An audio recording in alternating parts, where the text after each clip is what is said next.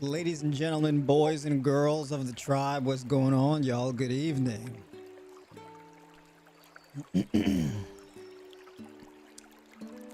Put a one in the chat if y'all can hear me clearly.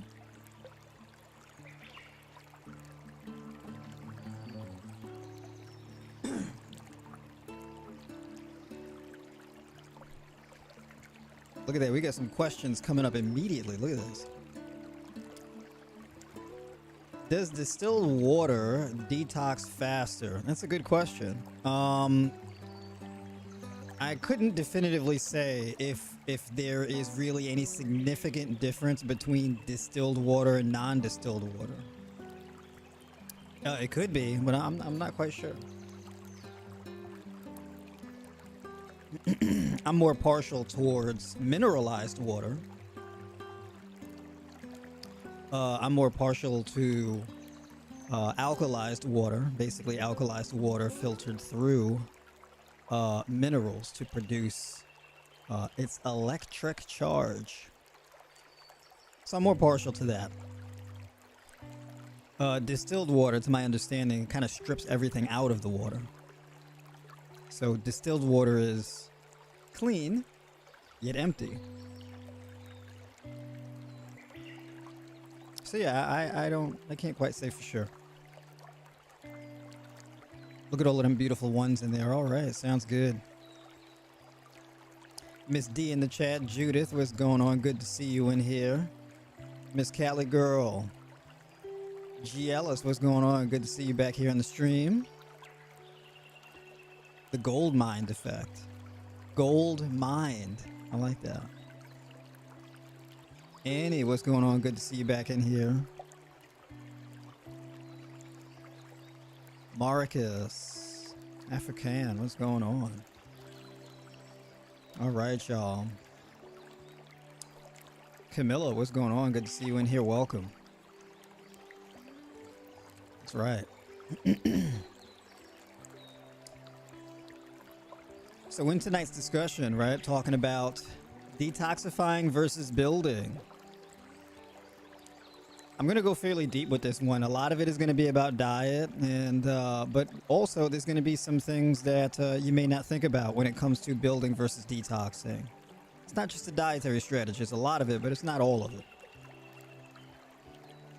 And depending on how quickly I get through everything I wanted to cover today, we might actually do a fun little reaction to something that I stumbled across that was a bit interesting that I want to go over, and it is a video where there were some pretty extravagant claims that were made, and I figured, you know, I'd probably go through it with y'all and point out some of the reasoning there and kind of test the durability of these claims.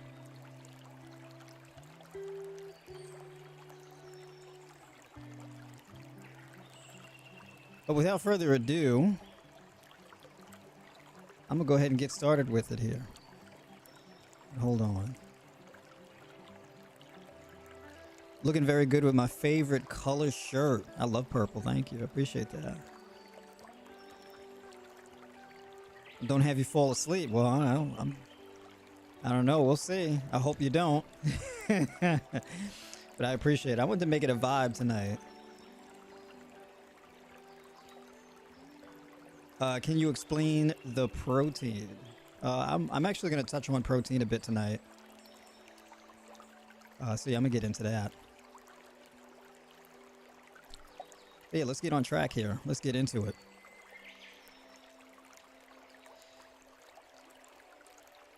Now, as far as your dietary approach, your training approach, or your mindset approach, your lifestyle approach, both of, all of these things really fall into two categories. As a human being, we tend to have like these poles, right? Because as human beings, we are a duality. We're dual-sided. So the way that we manage that is we set up a spectrum. So for example, human beings, the base spectrum of a human being is spirituality and egotism. Egotism on one side, spirituality on the other. This is not like a woo-woo thing, not in the way that I explained it. because egotism and spirituality produce different forms of language. So, for example, egotism breeds language like me and I. It creates a separation between you and everything else in your environment. Spirituality is an inclusive language, right? It implies connectivity, it implies union, it implies a collective, which is language like we and us, right? Spirituality is the ability simply to connect, to meaningfully connect. And the more spiritual you are, the deeper you can connect. Egotism kind of severs connection. And if you're way off to the egotism side and you're completely as distant as possible from the spirituality spectrum, we regard this as a social pathology, right? Or a personality disorder like narcissism or antisocial disorder, right? So we know this and understand this as being an inherently pathological thing, right? This lean all the way to the side of egotism. So that is the base duality of humanity that we operate in. Now, there is another duality that I wanted to talk about tonight, and that duality is building and detoxing, or building and recovery. In order to recover, though, we need a certain level of detoxification.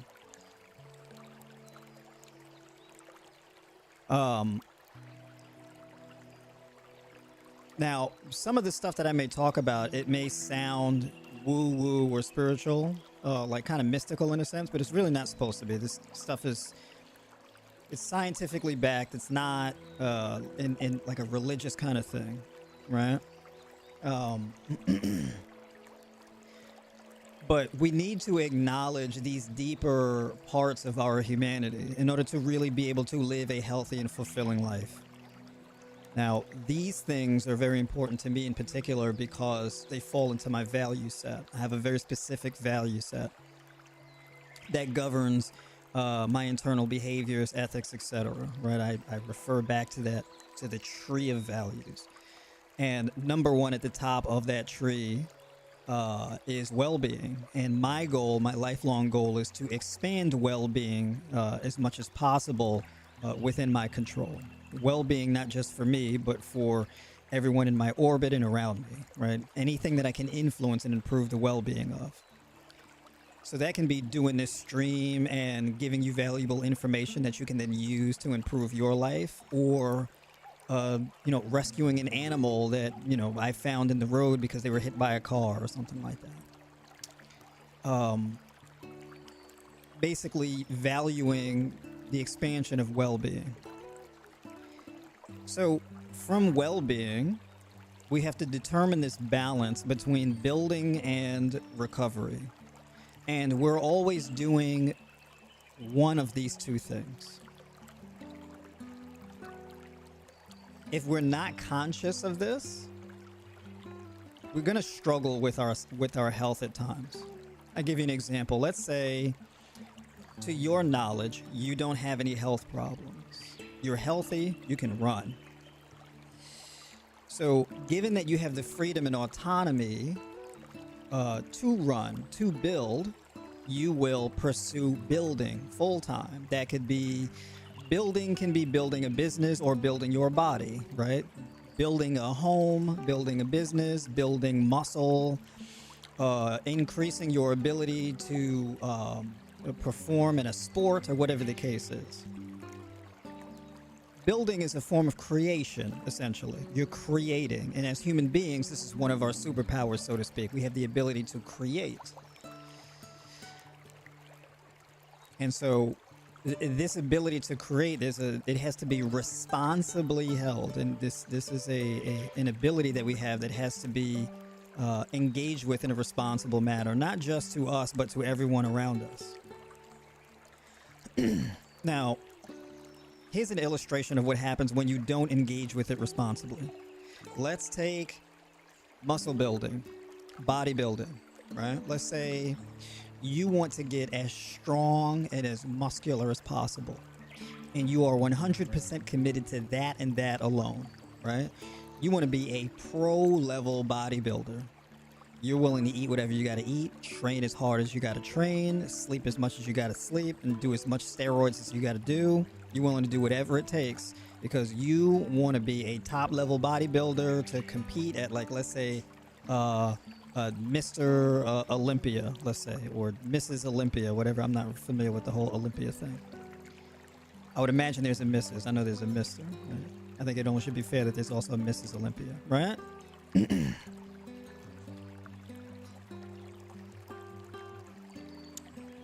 Now,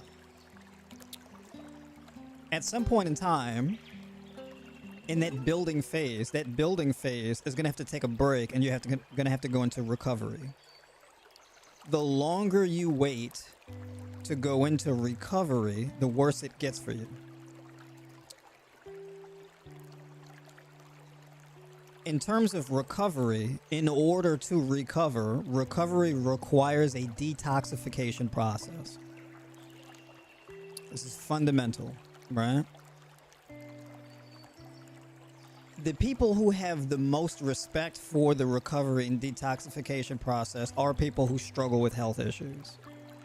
The ones who they're not able to get into a building phase because of these issues.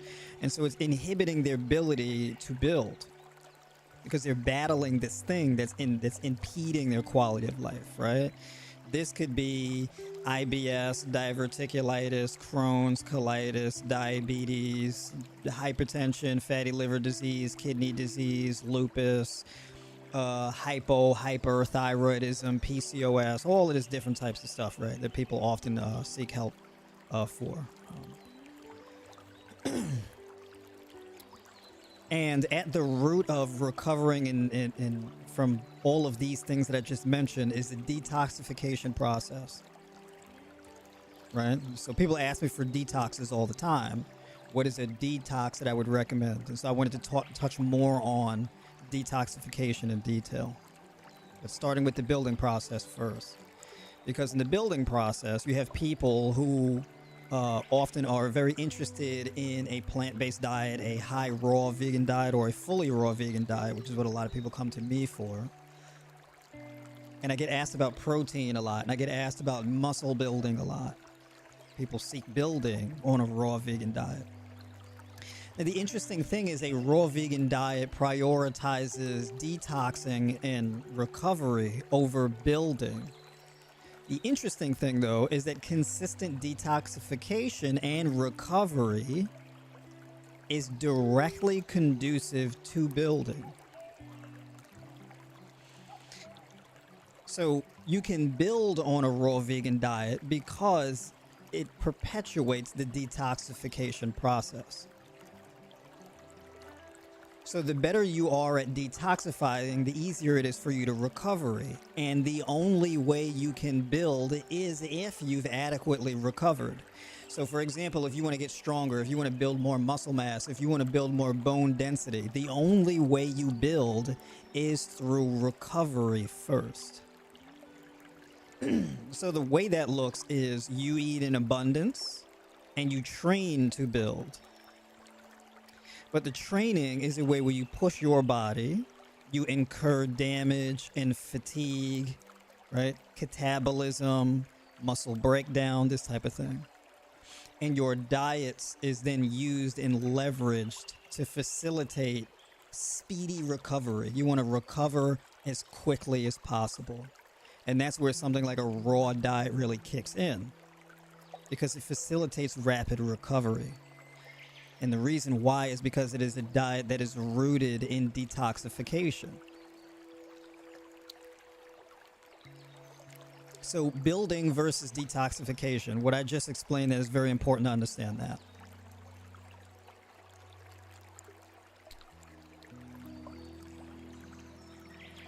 Now, if you have health problems, can you build? Yes, you can. Depends on what health problems you have. That will determine how much you can pursue building. But this is on a spectrum. And you have to look at the building versus detoxification phases. You have to look at it in microcycles, mesocycles, and macrocycles. Let's say you are 100 pounds overweight, 50 pounds overweight, right? Let's say you're 30 pounds overweight. 30, kind of not so much, but let's say 30 pounds, anywhere from 30 to 100 plus pounds overweight. If this is you, then your primary goal is detoxification. Your primary goal is not building. Building, if anything, is a side effect of your pursuit of recovery and detoxification. All right? If you are at your goal weight, or you are under your goal weight, well, then you can put all of your effort into building, unless you're underweight because, your vital organs are too compromised to be able to build. And therefore, you would have to go through a recovery phase. And the reason why that can be a bit sketchy or problematic is because during the recovery phase, during the detoxification phase, weight loss is often a direct goal or at least a side effect. Right? When people detox, they typically lose weight. Right? Now, the amount of weight you lose is really determined by a variety of things, like how quickly you recover, how much you have to detox from, and then how much you're consuming in order to facilitate the detoxification process. So if you're underweight, you may not pursue the detoxification process in a way that a person who has to lose 100 plus pounds would. The reason why that's important, the reason why that's so significant is because this will determine how much you eat and what you eat. What is required for detoxification? The primary thing that is required for detoxification is momentum, frequency, inertia, right? In order for you to accumulate toxins, metabolites, harmful substances in your body, you have to have some type of metabolic congestion first, right?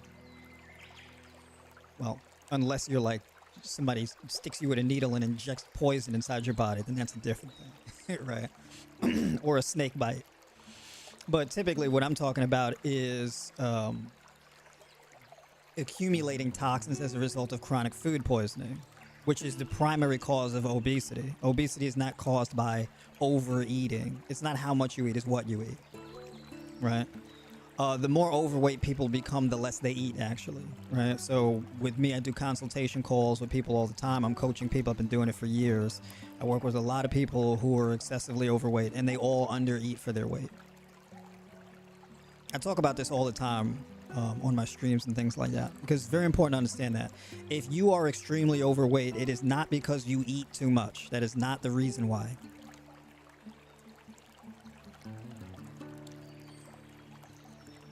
Because when you significantly improve your diet, where your diet is geared towards detoxifying and adequately fueling your body, you either lose weight or not lose weight, but you don't gain weight. Because the only way you gain weight or gain body fat is through food poisoning. Right? It's through chronic poisoning. That's how you become obese. It's poisoning. It's not overeating calories or carbs or fats or proteins. It's poisoning. You've been poisoned repeatedly over a very long period of time, right? Like 5 to 10 years. You've been poisoned for a very long period of time. And the only way out is detoxification. Once you understand that, then you become acutely aware of why something like a plant-based diet or a raw vegan diet works so well, is because the goal behind these dietary approaches is detoxification. So, momentum, inertia, frequency, right? Spinning the wheel. You have inputs in the human body and then you have outputs, right? If you have something in your body that you want to get out of your body, you have to put something in order to push something else out. Right? Now, the more you put in, the more outflows you get. Now, if you put detoxifying substances in and you do it frequently, you detoxify frequently, right? The primary things that you need in order to detoxify your body are going to be water, various types of fiber, and then glucose. All right. Water, fiber, glucose. And then, of course, there's minerals and antioxidants, things like that, micronutrients. But the primary ones are water, fiber, glucose. Water is because water expands the pathways that facilitate the removal of toxins in your body. You can't do it dry, right? So, for example, urinating. You can't urinate if you're chronically dehydrated. You can't urinate effectively. Your body needs that water in order to create urine for your kidneys to work to excrete toxins out. Your lymphatic system. Your lymphatic system requires hydration in order to filter out toxins and remove toxins from your blood. Water, you also need water for an adequate amount of blood plasma, blood pressure, and blood traffic. Because your blood is responsible for bringing nutrients to your cells, but it is also responsible for removing toxins from your cells. If you are not adequately hydrated, your body then has to leverage fat cells in order to store toxins. So your body will actually pull toxins out of your bloodstream and store them in your fat cells. And this is most predominantly going to be your visceral fat, which is the fatty layer directly on top of your organs. And you form that visceral fat as a protection of your vital organs from those toxins. Because you don't want to be storing those toxins in the cells of your organs, because it will destroy your organs. Right? This is how you get kidney failure. This is how you get, liver cirrhosis and these kinds of things. This is how you end up with these issues. Right. So you need water. You need water to create space. You need water to create movement. You need water in order to grease the skids of the movement itself. I mean, you need water in order to make a bowel movement, right? Because chronic dehydration would lead to things like constipation. And you push out these little nuggets and they feel like golf balls coming out, right? You push and push, that thing feel like a baby coming out in this little tiny nugget. It's very anticlimactic, right? Hydration is needed in order to reverse that process. Then you've got fiber. Now, fiber is two main types of fiber: soluble fiber and insoluble fiber. Soluble fiber is water soluble. It forms this gelatinous substance in your gut, right? And it coats your stomach lining, your intestinal lining, and that kind of thing, and acts as a buffer against acid formation and acid damage to your gut lining, right? When you don't have that buffer and you have excess acid production, this leads to things like ulcers, GERD, right? Acid reflux. This leads to an overaccumulation of uric acid, gout, right? These types of things. Edema, neuropathy. That's why that soluble fiber is so important. You need that buffer in order to regulate acid formation.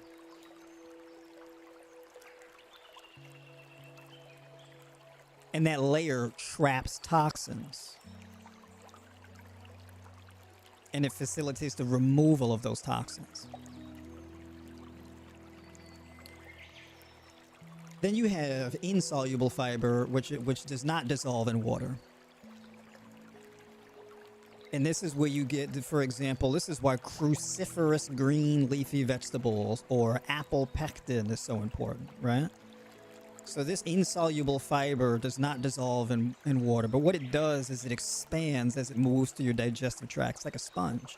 And as it expands and moves through your digestive tract, it binds to toxins. So it binds to heavy metals, it binds to excess estrogen, it binds to excess lipids, and it sucks up excess things, metabolites, toxins, free radicals, etc., right? And as it expands and it gobbles these things up, it pulls them in and it drags them through your digestive tract, cleaning out your digestive tract, and then comes out in your fecal matter. And that's a vital part of the detoxification process, right? A great example of this is, let's say, a prebiotic supplement. A prebiotic supplement, it would be like some type of green powder, right? Where they basically took, vegetable and fruit fiber and they pulverized it and turned it into a powder, put it in a container, and you take a scoop of it, you put it in water, and you drink it now. And it's a prebiotic because prebiotic fiber, or that insoluble fiber, feeds your gut bacteria. Because as this stuff ferments in your colon, basically it ferments because of the probiotics. Your good gut flora feeds on this fiber. And as they feed on it, they make copies, they proliferate and expand, and they populate your gut. And as your good gut bacteria feed on these prebiotics and expand and proliferate and populate your gut, they turbocharge the detoxification process because they're like little factory workers and they're communicators. So they tell your brain, hey, make more of these hormones. Hey, create more feces, right? Time to take a big fat dump, right? Hey, time to go to bed. Create more serotonin, more melatonin, right? So your gut bacteria messages your brain and has all these signals going back and forth up and down your spine through the gut-brain axis, telling your brain what to do. And then your brain gives feedback messages back down to your gut. So it's this communication back and forth between your head brain and your gut brain. And your body becomes physically consciously aware of the detoxification process that needs to happen.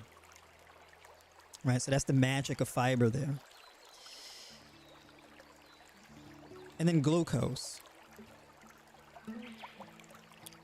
Glucose is the energy needed in order to facilitate this process. Because detoxification is very energy intensive. All this work that your body has to do. Your body has to take all this bulk, all these materials, and then squeeze them through your digestive tract, your intestines, right? Your stomach's got to go and contract and mash up foods and do all of this work, produce acids and all the breaking up stuff, and then it's got to be squeezed and pushed through your digestive tract, and then you got your intestines with its little fingers and whatnot, pulling nutrients and whatnot from food, and vitamins and minerals and antioxidants and all of this, and it's just slowly sliding through. And your body's doing all this work to suck up nutrients and then use the nutrients and metabolize stuff. It's very energy intensive, creating hormones and neurotransmitters and all the motor neurons and all this recovery and whatnot that's going on, right? Creating enzymes and all this stuff. It's all this stuff. Your body's extremely busy, going through hundreds of processes at a time. Glucose powers your brain to be able to adequately, communicate with your gut. And then, facilitate the electrical processes to produce the contractions, the heartbeat, the heart rate, the lungs expanding and contracting, the hormone synthesis, all of this kind of stuff. This takes a lot of glucose. The human body takes a lot of glucose. Right?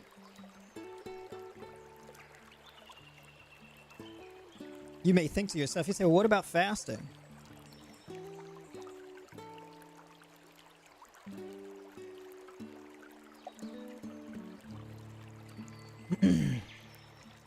Now, fasting is a great way to detox, primarily because when you're fasting, you're not creating toxins or metabolites. You're not putting anything in, right? So you're cutting off the inflow of new stuff for your body to deal with. So you're decreasing the workload and the energy load that your body needs to engage in all of these different processes. And then you're relying on your body's internal processes of detoxification. But during the process of fasting, you can't leverage fiber and you can't really leverage glucose from external sources. So during a fasting process, the primary thing that you can only really leverage is your body's internal antioxidants, like glutathione. Your body has to produce its own antioxidants in order to protect its cells, right? And then you have to rely on water or herbal teas in order to keep your body hydrated and provide your body with the electrolytes and the minerals and whatnot needed in order to detoxify. So fasting does work for the detoxification process for the most part. But what I'm talking about is leveraging food for detoxifying, because, you know, it does come to a point where when you're fasting, you do have to stop, right? You know, fasting's great, but you can't do it forever. Eventually you have to stop, right? And you're not going to fast your way out of 100 pounds of weight loss, right? Or you can't just fast until you dropped 100 pounds. It's not really going to work. So your safest and most consistent bet is going to be through nutrition. Not to mention the reason for the toxin accumulation in the first place is because of the things that you weren't getting from your food. And you don't solve your nutrient deficiencies by not eating, right? So fasting works very well, but it's not a magic bullet. So now imagine you wake up first thing in the morning and you drink juice, celery, ginger, apple, right? That's your morning juice. You got this big masticating juicer. You throw some apples in there. You throw celery in there, a ton of celery in there. Maybe even throw a cucumber in there. You throw a thumb of ginger in there, and you just let that thing grind down, and you get this big old jug of juice, right? And you drink that first thing in the morning. And then after that, let's say you eat a half a pound of blueberries. No, let's say you eat a whole pound of blueberries, and then you eat a pound and a half of strawberries, right? After that.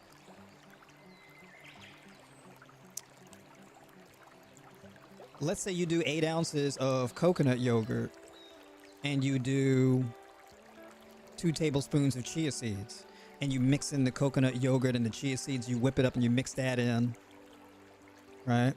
And then you put your fruits and whatnot on top of that, and you mix it in. You put your blueberries and your strawberries. Let's say you add some raspberries to it. Get this bowl of berries, coconut yogurt, and blacks and chia seeds. Right? Let's say your next meal after that is... Let's say your next meal after that is 3 pounds of watermelon. Just straight up just watermelon. Just 3 pounds of watermelon. Right? Let's say your next meal after that is 3 Honeycrisp apples.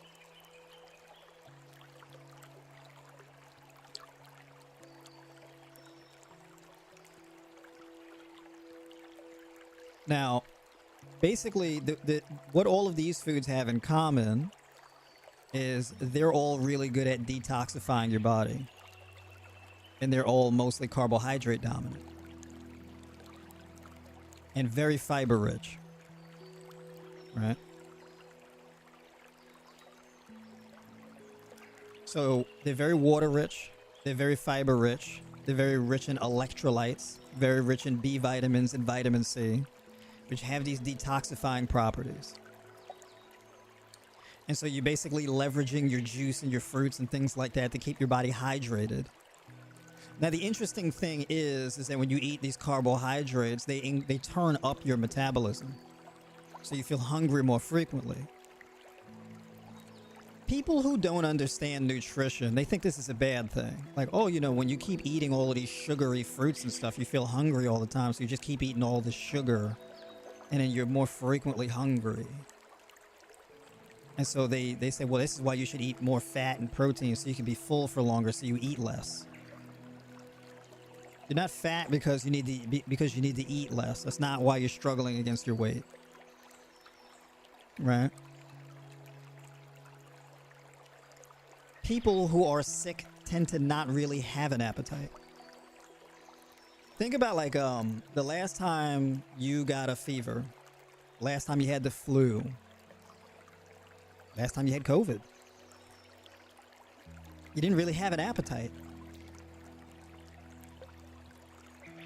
But when you're sick, what do you pivot to? Tea, soup.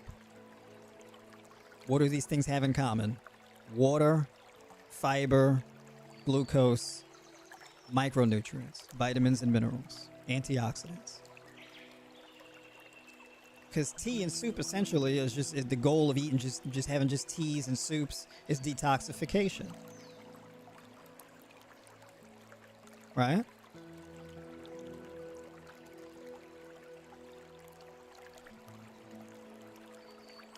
Your vegetable broth, your leeks, onions, bell peppers, seasonings, your turmeric, and all of this type of stuff in the soup, right? Carrots, cucumber, cauliflower, cabbage, things like this, you know, in the soup.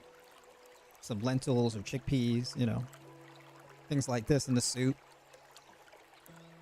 Very nutrient dense soup loaded up with all types of herbs and spices and things like that. You're detoxifying. Fruits work the same exact way.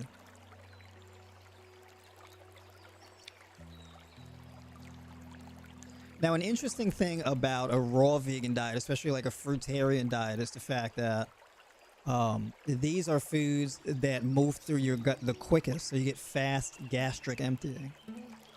Fast gastric emptying is very conducive for detoxification. Because if your food is leaving your stomach faster and moving through your digestive tract faster, you're detoxifying faster. Now remember in the beginning, what did I say? Momentum, frequency, inertia. And all of those things are accelerated through speed of movement. Right? So when you get a diabetic who is whether type 1 or type 2, and you put them on this fruit dominant diet where they're just eating fruit with every meal, they have a fruit-based diet, pretty much that's the majority of the food that they eat, they increase their insulin sensitivity by like 100+%, 300+%, to the point where they need their insulin to carbohydrate ratio, as far as their injections, goes from being like a 2-to-1 to being like a 13-to-1. Right? In a matter of a few months or less. Because that insulin sensitivity is a result of increasing the inertia, the frequency of movement. That's what the sensitivity is for. When you're more sensitive, you're more responsive. More responsiveness implies speed. A lack of responsiveness means slowness. So when the glucose hits your bloodstream, your body's slow to respond. Your cells are slow to respond. Your pancreas is slow to respond. So then your body needs to put out way more insulin. Your pancreas needs to put out way more insulin to handle that glucose load. As you become more insulin, then you need less insulin. You need less insulin, therefore your body can tap into fat stores much more effectively because your insulin isn't so high. One of the reasons why diabetics struggle to lose weight is because their insulin is real high. Now, you can avoid blood sugar spikes and not eat any carbs. That will gradually bring your insulin levels down. Problem is, you didn't increase insulin sensitivity, you just avoided carbs. You didn't address the problem, you just avoided it. But when you increase your insulin sensitivity, you get to have those carbs in an unmitigated fashion because you fixed the root of the problem rather than evading it. So you get the rewards of the detoxification, and one of these forms of detoxification is insulin sensitivity improvement.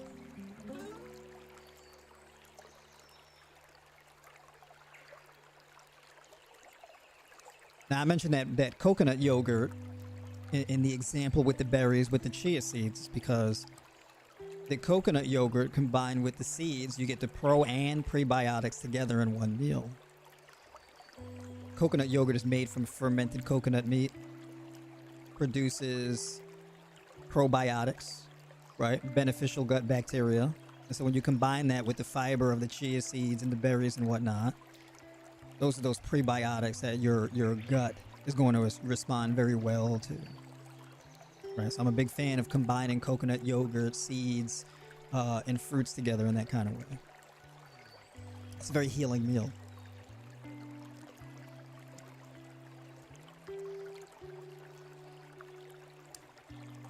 I mentioned that celery juice because celery juice is phenomenal for your kidneys. Phenomenal for your kidneys. If you got kidney disease, celery juice is one of those things that you want to definitely implement into your strategy. There's other things to implement. You can also do cucumber. You can cucumber juice. You can do grapefruit cucumber juice. You could just do straight grapefruit and carrot. Or you could do celery with the ginger. Ginger is really good for your liver. Ginger is very good for pain management. Ginger is very good for relaxing your intestines. So you relax your intestines, it allows things to flow through smoother. It's also good. It's a good remedy for constipation because if your intestines are spasming and you got all of this anxiety and stress in your body, that can contribute to things like constipation. Rock solid little tiny nuggets that feel like whole golf balls coming out, right? If your gut is all knotted up, there's all these spasms and whatnot, that could be gas, that could be bloating, all this type of stuff. So the ginger really loosens up and relaxes that. So you can either juice ginger or you can drink ginger tea. Both work very well.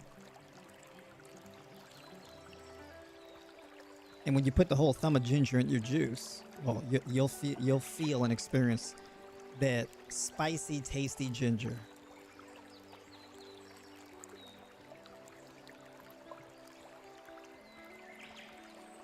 All right, so going in depth about detoxification here.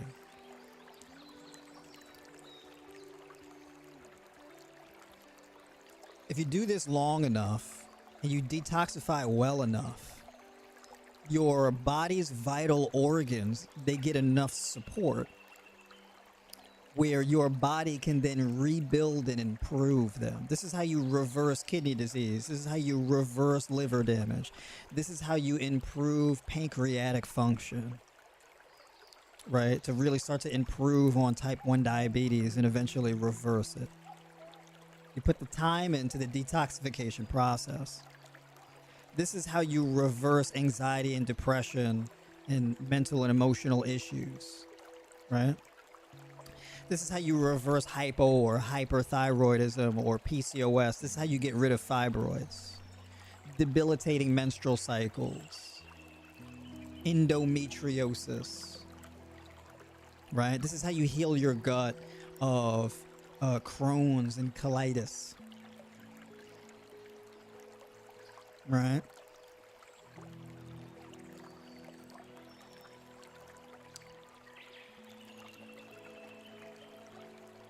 Now, moving into the building process, because as you heal and detoxify your body, you'll start to have more energy. You'll start to have more dopamine sensitivity. So in your mind, you'll feel like you want to do more things. You want to add more things to your diet. You want to do more exercise. You want to do more traveling. You want to get on a plane and fly somewhere. You want to pick up a habit. You're going to want to start doing things, right? As your dopamine sensitivity improves, as your serotonin levels increase, as your melatonin levels become optimal and you get better quality sleep, this is where motivation kicks in and you want to do more. I want to build muscle and all this type of stuff. You start experiencing weight loss. You're moving more freely in your body. You're having less joint pain as a result of the detoxification. This is naturally what happens. This is the next step. So now we're sliding into building. Can you build while having a focus oriented on detoxification? The answer is yes, because detoxification, if it can assist in the growth and repair of all your vital organs, it can definitely assist in repair in the growth and revitalization of your muscle tissue. So if you're going to go work out and lift weights and do resistance training and all of this type of stuff that is going to put a lot of wear and tear on your body, you need to be able to have nutrition that is adequate for building.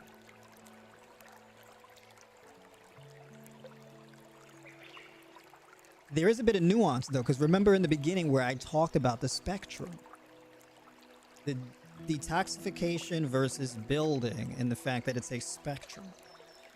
So it's not like a dichotomy where it's like you either choose this or you choose that. You either choose the detoxifying diet or the building diet. You can have a mixture of both. You can have a hybridized version. In comes the high raw vegan approach. So for example, 2 to 3 raw meals a day, 1 cooked. Or you eat raw all week, and then on the weekends you have your cooked food. Or you eat raw 4 days a week, and then you eat your cooked foods 3 days a week. It's different ways to do it.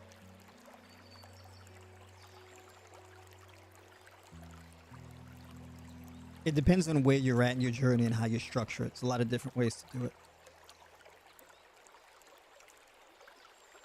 An example of how I would put together my raw diet.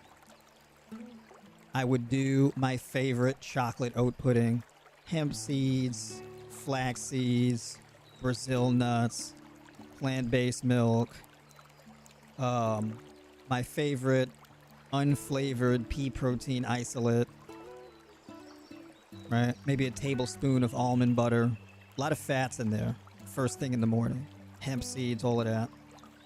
Cacao powder, sea salt, cinnamon, coconut sugar, blend it up and puree it, get it nice and smooth and creamy, leave it in the fridge overnight. Right? It could be a mixture of hemp seeds and flax seeds, a 1/4 cup of each. Right? I can throw coconut yogurt in there also, blend that up, make it nice and chocolatey and nutty, and have that first thing in the morning. It's the anti-stress chocolate pudding bowl. It's an anti-stress bowl, literally. All that magnesium and the selenium and the omega-3 essential fatty acids, all of that in that bowl. And then if you take the vitamin D3 with it, it's a de-stressor first thing in the morning. Now, a lot of raw vegans may hear that and be like, "And that's a lot of fat in the morning." It's like this. It's true. But one thing that I like to do personally is I like to have my fats first thing in the day and last thing in the day. And then throughout the day, it's all water-rich, delicious, sweet, carby fruits.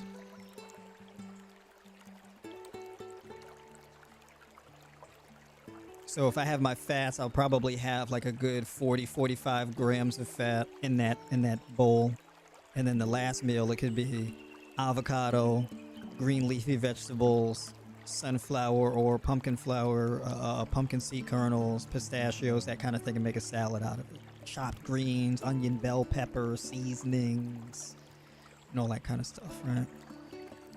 Like my raw taco salad.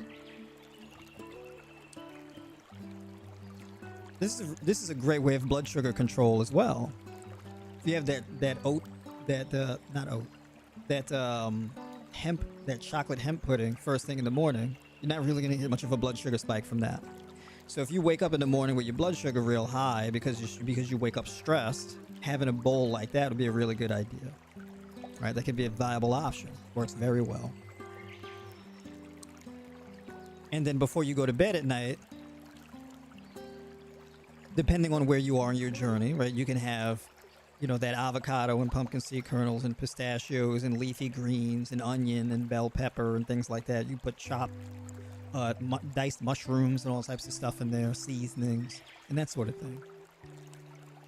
Right, and that may work as well. Now, it depends. It's circumstantial, because you may want to really carb up before bed. Right? Interestingly enough, sugar is a sleep aid. A great example, let's say if you ate 4 kiwis before bed. Great source of tryptophan. right? Great source of vitamin E, zinc. And you're not going to get a huge blood sugar spike from kiwis because kiwis are pretty low on the glycemic index. So now imagine you made a whole bowl of it. You had your 4 kiwis and you had your pound of berries, or you had your 2 pounds of berries, right? So mix it up with some berries and whatnot in there, and just have a low glycemic sweet fruit bowl before bed. That could be a real good option to do also right there. And you can sprinkle it with chia seeds as well. So you can take like a tablespoon of chia seeds and sprinkle that and mix it in with the kiwi slices and all that as well. So that's another good option to do. A lot of different approaches.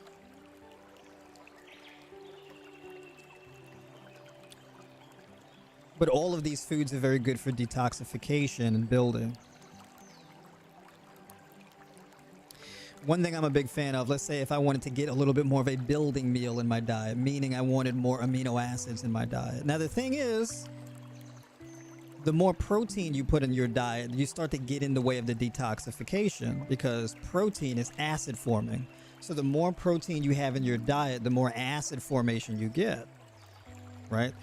The breakdown of proteins into amino acids, you need some sort of buffer against the acid formation and the metabolites that are a result. So, you know, more protein consumption means more acid formation, more creatinine, right?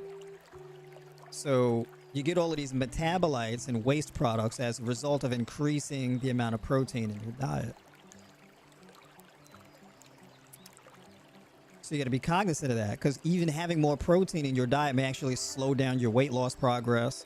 It may slow down the recovery of your liver rejuvenation, kidney rejuvenation, things like that. When you start maximizing and piling on the protein, it may be a bit much. So you got to figure out where you are in your journey, right? If you really want to put more of an emphasis on detox, you still got a lot of issues that you're still recovering from. You're not out of the woods yet. Maybe you just want to keep your protein intake at around 10% of your daily food intake, or 10 in between 10 and 16%. 10% is really geared towards detoxification, a fully raw diet. 16% is more of a high protein diet geared towards building. Right? So there's a lot of different ways to do a plan.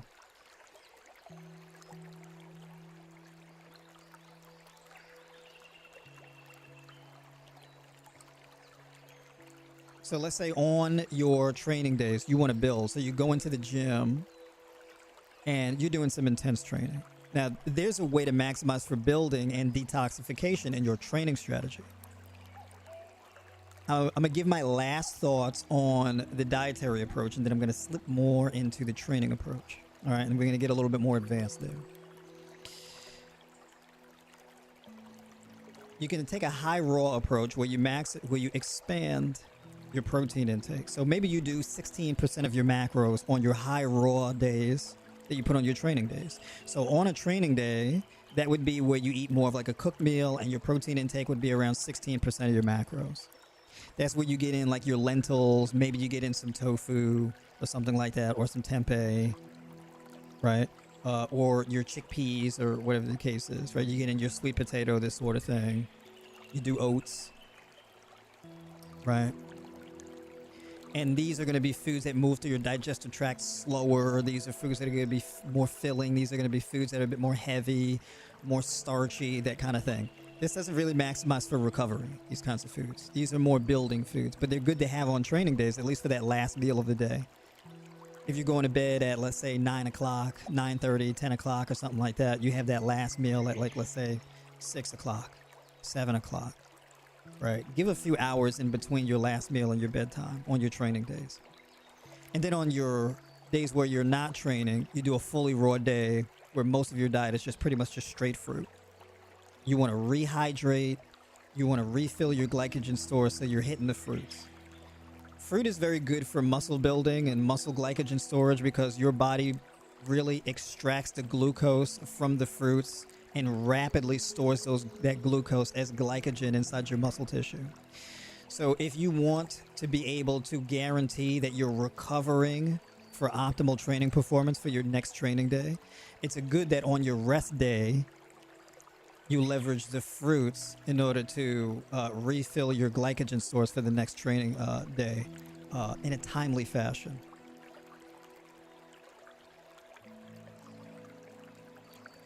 You don't need a lot of protein on your non-training days. If you're going to maximize for protein consumption or protein intake, you want to do it on your training days, where your body is going to be at peak muscle protein synthesis. And then on your rest days, where that muscle protein synthesis comes down, you prioritize glycogen storage in your muscle tissue. All right.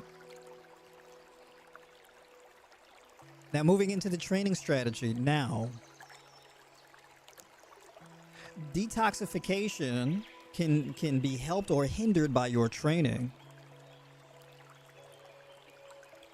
There are two training modalities, two training styles that are my favorite. Heavy lifting, high intensity, low volume, barbell lifts. Your back squats, your front squats, your deadlifts, your bench presses, your barbell rows, your farmer's carries. Heavy iron work, right? Strength work. This is really good for building. This will build your bones, connective tissues, muscle, all of that. It's hard work though, right? You lift heavy, 6 to 10 rep range, somewhere around there. Max intensity, every set. You push every set hard. Max effort on each set. Low volume, which means like for any given muscle group, you do like a maximum of 6 sets per week. It's like the upper limit.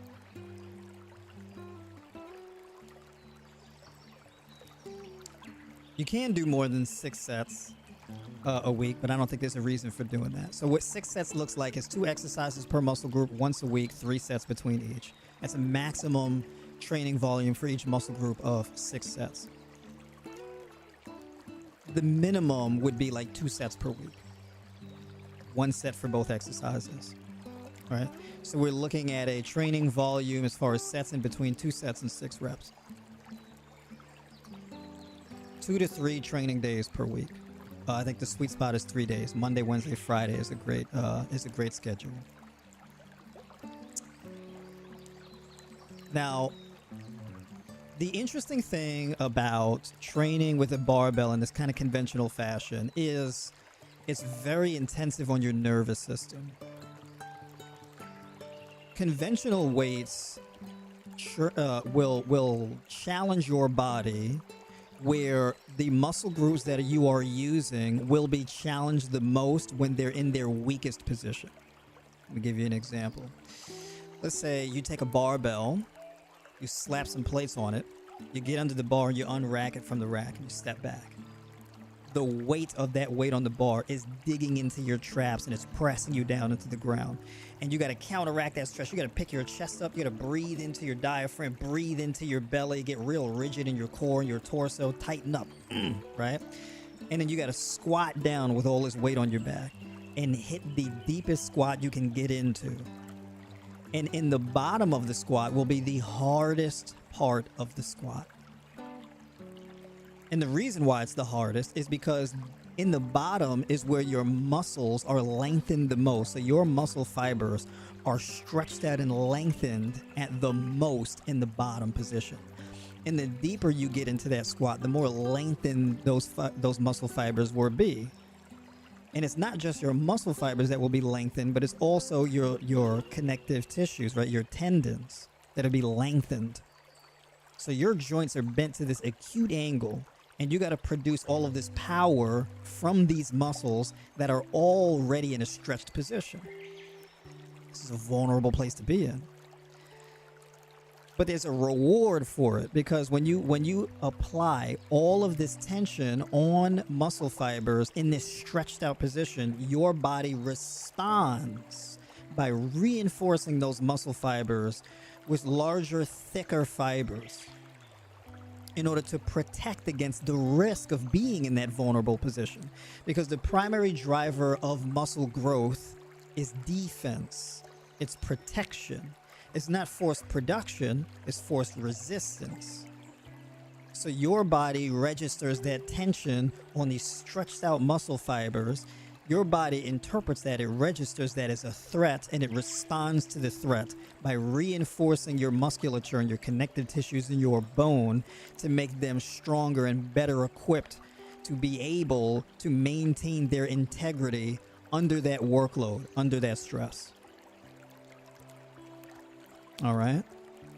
So that is where that's where all of the gold, that's where all of the progress and the reward lies in conventional heavyweight training.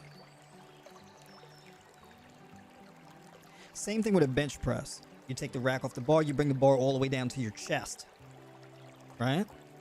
This is a dangerous position because if you can't press that bar up, you just got a heavy old bar sitting on top of your chest and digging into your ribs. So you better be able to drive that bar and push it all the way out and lock your elbows, right? Getting under that bar, that's a threat to your safety. A deadlift, it's the same thing. You're pulling all this weight from the ground, and your spine, your back, needs to maintain that posture, that rigid, straight posture. Because if the muscles in your lower back and your mid back and all of that give out, if your core gives out and your spine bends, you end up with a slipped disc in your spine. It's high risk. High risk, right? So that conventional resistance training with the conventional weight, like a barbell or dumbbells or whatever, it's high risk. It's high reward, very high reward, but high risk. This type of training takes a lot to recover from. It's not just the stress to the muscle that your body has to recover from. It's the stress to your nervous system. There's a lot of anxiety and emotions and energy and bracing and breathing. It's a very violent thing that your body goes through under this kind of weight and pressure and risk. And it's fatiguing to your nervous system. Your nervous system will burn out quicker than your actual skeletal muscle training this way. This kind of training is really geared towards training your nervous system to cause a response in your brain to reinforce your body's muscular and anatomical integrity.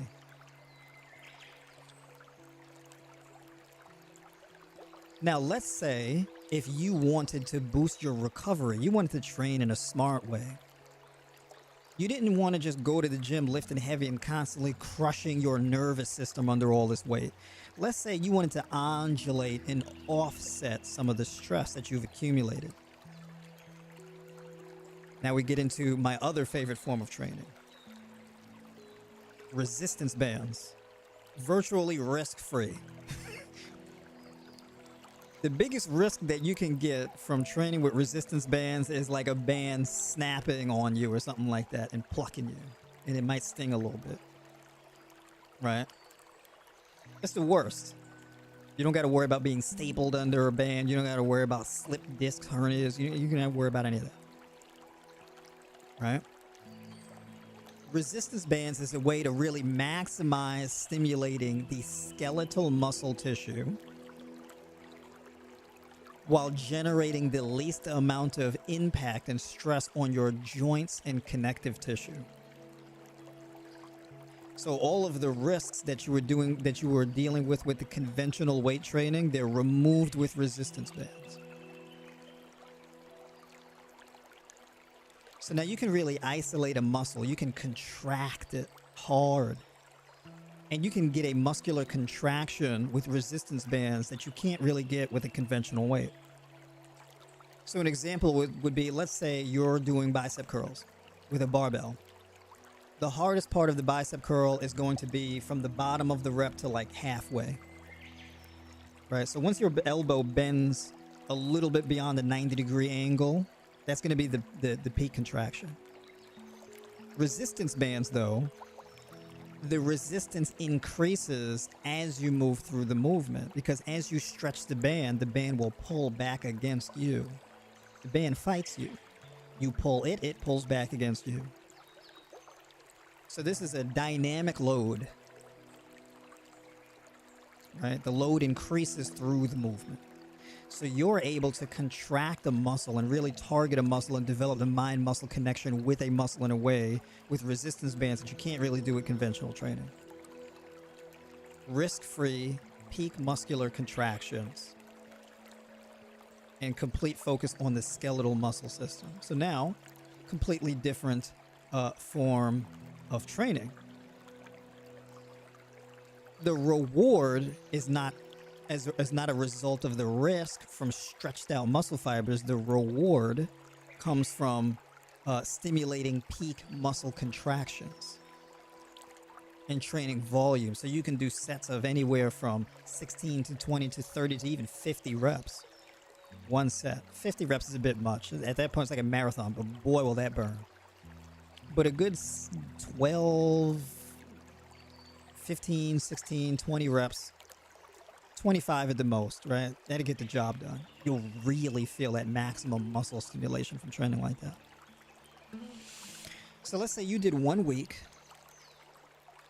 resistance training, and you spent that week focusing on quality reps and muscular contraction.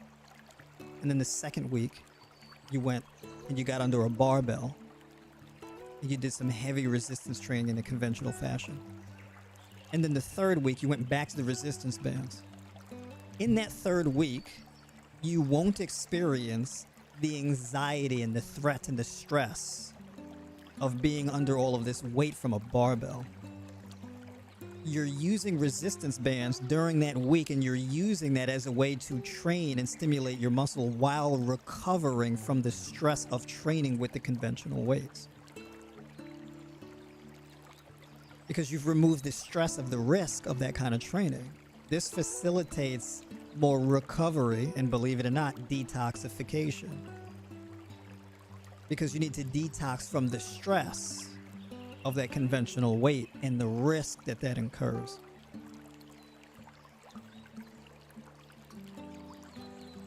Right? So you can leverage the bands against the stress that you deal with from the barbell as a detoxification method. This is therapeutic training, therapy training. Now, if you're a physical therapist, you know what I'm talking about, because bands are often used in rehab physical therapy, because the resistance bands are a very good way of putting all of the stress on the skeletal muscle and taking it off of the connective tissues and the joints. If you got joint problems, it's a really good idea to start using some bands, so you can focus on contracting and waking up the muscle as opposed to just wearing out the joints. So basically, using training as therapy. And therapy results in detoxification and heightened recovery.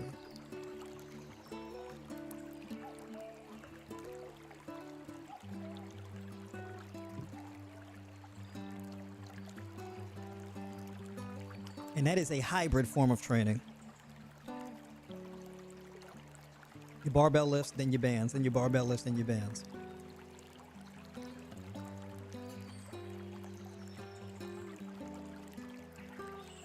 Returning to the spectrum.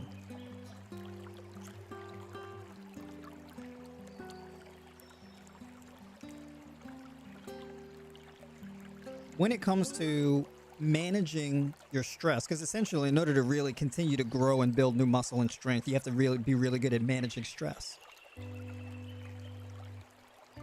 The primary way to manage stress is going to be through diet and sleep.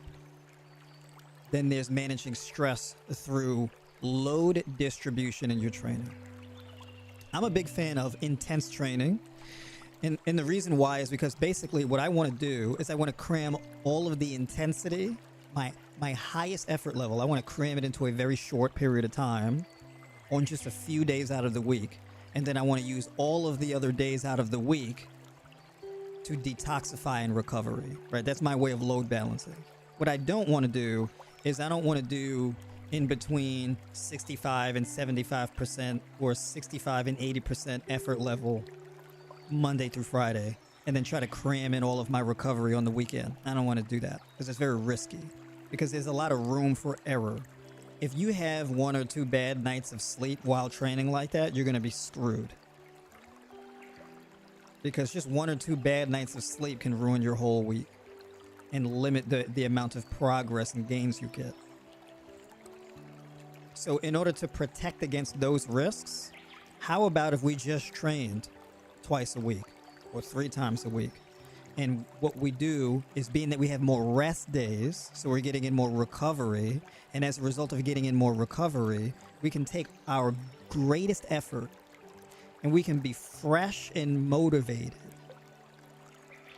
And we can take all of that energy and motivation and youth and put it into that training session, one of the very few training sessions during the week, and really max out effort over a 20 or 30-minute period in training.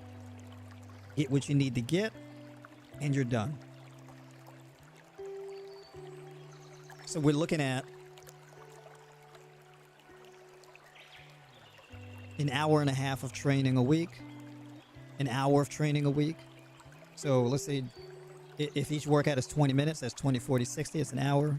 If each workout is 30 minutes, it's 30, 60, 90, it's an hour and a half. Hour and a half of training. If we're serious about our goals, we got an hour and a half. We have an hour. We've got that. So load balancing.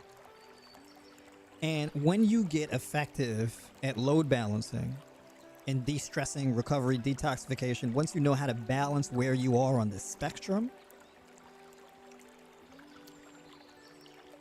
you'll be able to maximize your quality of life, your longevity and whatnot, and you'll be able to do it at will. This is highly enjoyable. It's a phenomenal thing to experience. Training hard feels good. Recovery feels even better.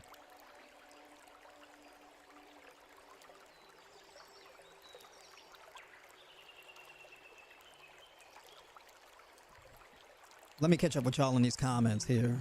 By the way, folks, hit the like button. Right? Hit the like button. Like the stream if you like the stream.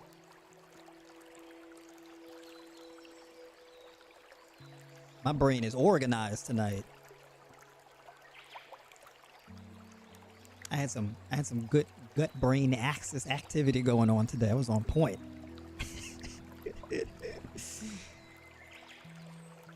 All right, let's see what we got here. For push-ups, pull-ups, squats, and curls with sand workout bags. All right. Yeah, that's great if you got one of them duffel bags that you can go to the beach and just pack it with sand. Yeah. Home Depot has 50 pounds of sand for 5 buckets. Look at that. You're talking about bare bones. You're getting out on the beach with, huh? $5. No, not 5 buckets. Okay. Oh, it has 50 pounds of sand. Oh, like in a bag. Okay, gotcha. That's bare bones.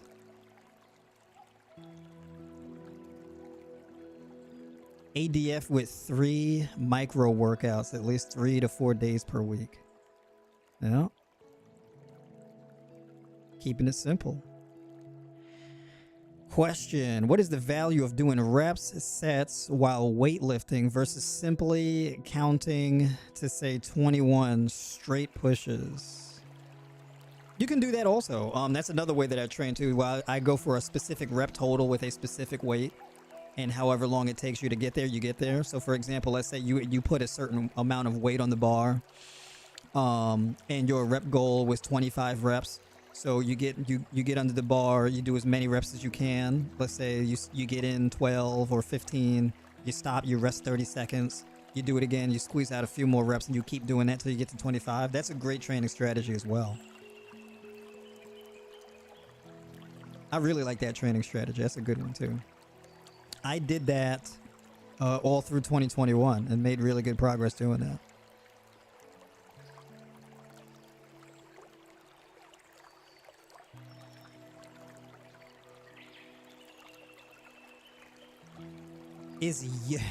Is urine therapy an important issue for our well-being? Would you say urine therapy? The only time I've ever heard people talk about urine therapy is like drinking urine, right? I am not an advocate of urine drinking. I think if your body is trying to get rid of it, there's a good reason why your body is geared towards doing that, right? So I don't think you should put something back in your body that your body is trying to get rid of. Right? If it's meant to come out, it's the reason why it's supposed to come out, and chances are it's not supposed to go back in. Is it better to have protein with your first meal? Yes, it's better to have protein with your first meal, since it slows down the detoxification process. Generally speaking, it's a good idea. So muscle protein synthesis is at its peak. Protein synthesis in general is at its peak earlier in the day as opposed to later. But basically, I'm a big fan of having your biggest protein sources for your first meal and your last meal, or earlier in the day and then the end of the day. And that's because protein digestion and metabolism typically happens in like 8-hour windows. So basically the time between your first and your last meal is typically going to be around that time, like 8 hours. So that works out well.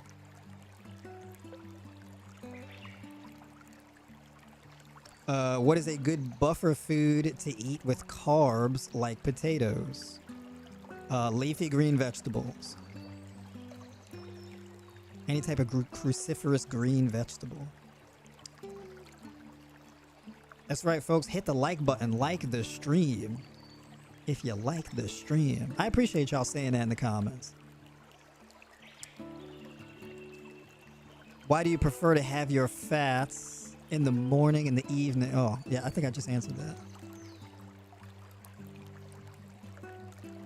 The cacao hemp bowl sounds good. I'll have to watch the video again to write that down. Yeah. How to reduce bloating on a high raw view. Okay. Ooh, you know what? Actually, somebody, yeah, the bloating thing. Because sometimes it's not the food, it's how you made it. So, like, let's say, for example, if you eat oats, some people experience gas or bloating from oats. One thing that's a really good idea to do is, and I do this, I kind of just recently started doing this. I use sprouting jars. So what I do is I put the oats in the jar and I fill it with water and I rinse it a couple times, right? Fill it up with water, swirl it around, and then pour out the water, refill, and repeat. And I do that a few times. And then what I do is I let the oats soak. I let the oats soak in the water. And you can let the oats soak in the water. You can let it soak for a few hours, 2 hours, 3 hours, 6 hours, right in the water. And you pour the water out, right? So you pour the water out, and you let it soak you let it sit in the what is that rack called? It's like a rack, the thing that the sprouting jars sit on. And you turn the jar upside down, and it's on an angle. It sits on an angle, and it kind of drips dry. So I would do that and let the water collect in the bottom so that it kind of dries out the oats. And I'll prep like my overnight oats at night, where I'll put that in a blender with plant-based milk and all my seasonings and things like that. And then I'll puree it until it turns into like a pudding. It gets nice and creamy, and then I'll put that in like this airtight glass container that I have, and I leave that in the fridge overnight. So you put it basically through this kind of fermenting process a little bit, right? So that's a way to get rid of or reduce some of the phytates, right, with the soaking and whatnot. So any kind of lectins and things like that, it breaks down. So like this is good for, if your gut doesn't really deal, with the phytates or lectins for whatever reason. It's a good way to do it that way. Now usually when you eat things like oats or buckwheat or quinoa or legumes, when your gut gets used to eating these things, you won't really continue to have these issues. As your gut health improves, you won't really have the gas or the bloating issues. This is usually a thing you experience earlier on from a compromised gut. So that's a good way to prep in that case. I'm a big fan of those soaking those sprouting jars for soaking. So like if you're doing chickpeas or lentils or oats or buckwheat or whatever the case is, you can really leverage those sprouting jars. And the sprouting jars is basically like a glass mason jar where the lid has a mesh cover on the top, so you can spill out the water but not the stuff that's in the jar. And running it through the blender kind of breaks up the fiber a little bit and the consistency, and it makes it easier for your gut to process. Essentially making it like baby food. So, if you can't eat like a ton of apples, let's say, without getting like super filled, like, I don't know, like 2-3 apples or something, makes you a little bit bloated because of all the apple pectin. You probably could eat the same amount of applesauce, right? So it's that kind of idea.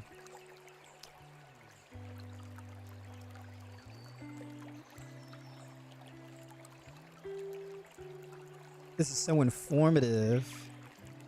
Diet and detoxification and are catalysts for getting the body to heal itself. True. I love adding ginger to my fresh juices. Almost don't want the fresh juice without it. There you go. Yeah, I'm a big fan of the ginger.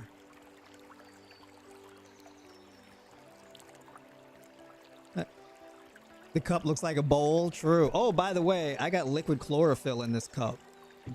I'm a big fan of drinking liquid chlorophyll. And in fact, liquid chlorophyll is really good for detoxifying your gut, detoxifying your blood and your lymphatic system. If you're doing a prolonged fast, drinking liquid chlorophyll during your fast is actually a really good idea. It helps big time with the fast.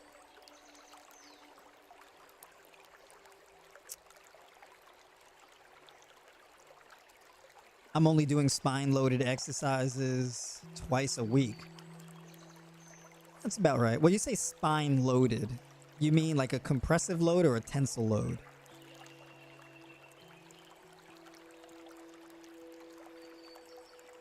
Let's see.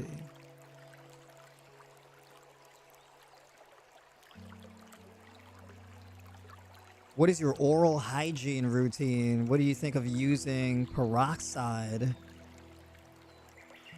over mouthwash, along with brushing with baking soda once per week? I mean, all of those things to clean your mouth. I actually am a fan with rinsing with coconut oil mixed with spearmint and sloshing that around in my mouth for a little bit, and then brushing my teeth afterwards.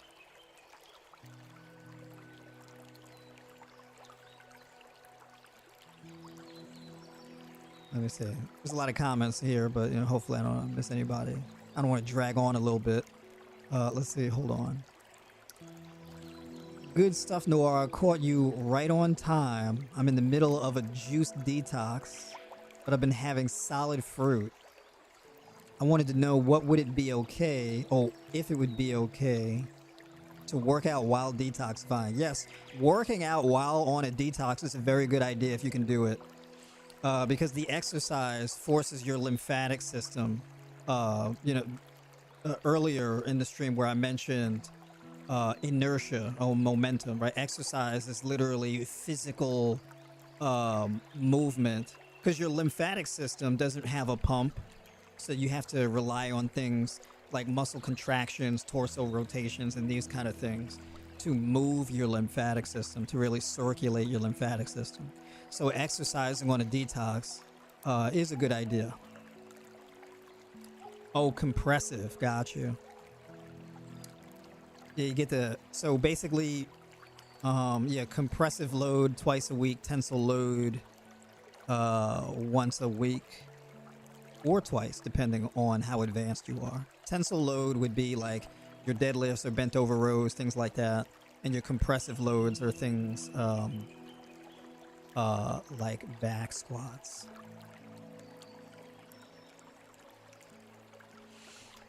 All right, so I'm going to do something here tonight. If y'all want, so basically, I'm going to check in on a video that I wanted to share with y'all that I found and I got a kick out of. I was actually very surprised. Should we do a reaction video tonight? Put a 1 in the chat if y'all wanna see me react to some interesting dietary claims that were made.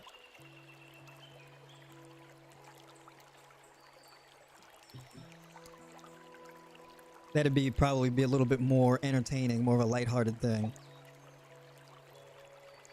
So yeah, put a 1 in the chat if you want to have some fun before we sign out here. Oh, everybody's up for the 1s. All right, fair enough. All right, so we'll get into it. So let me pull this up.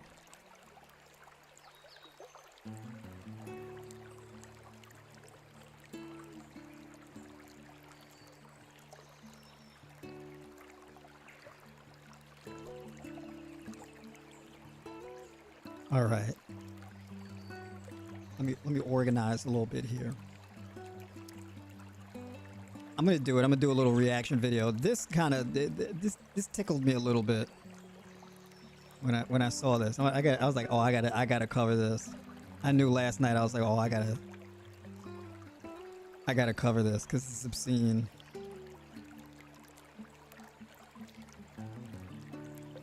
It's my favorite anti-carbohydrate people. Yeah, you got some people and they're like, carbs and vegetables are terrible for your health. These evil vegetables. I had to share this with y'all. I'm like, this is brilliant. Hold on a second.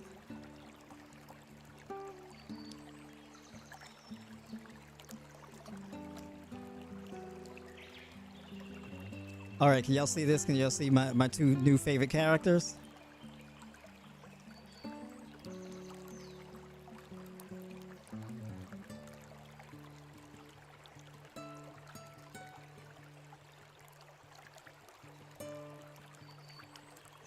Let me give it a moment. I'm not gonna go through the whole video though. I'm not gonna do that. I'll touch on a little bit, but I'm not gonna go through the whole thing.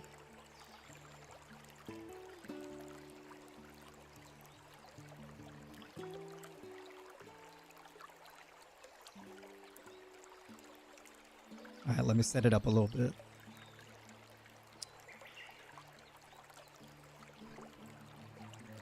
Let me set it up a little bit. Let me expand this thing a little. Hold on. All right. Let's test the volume out a little bit. Right. And that's what's causing the problem. My entire life, I've been told that meat is unhealthy and dangerous. All right, is the volume on that a little bit? Is it clear or should I turn that up a little bit more? Let me know if that's too low, if I need to raise the volume on this. For the last 3... They're already eating plant-based. Right. And that's what's causing the problem. All right, so can y'all hear that clearly? Is that good volume? Put a Y in the chat if the volume is good, if y'all can hear that clearly, and then we'll get started here.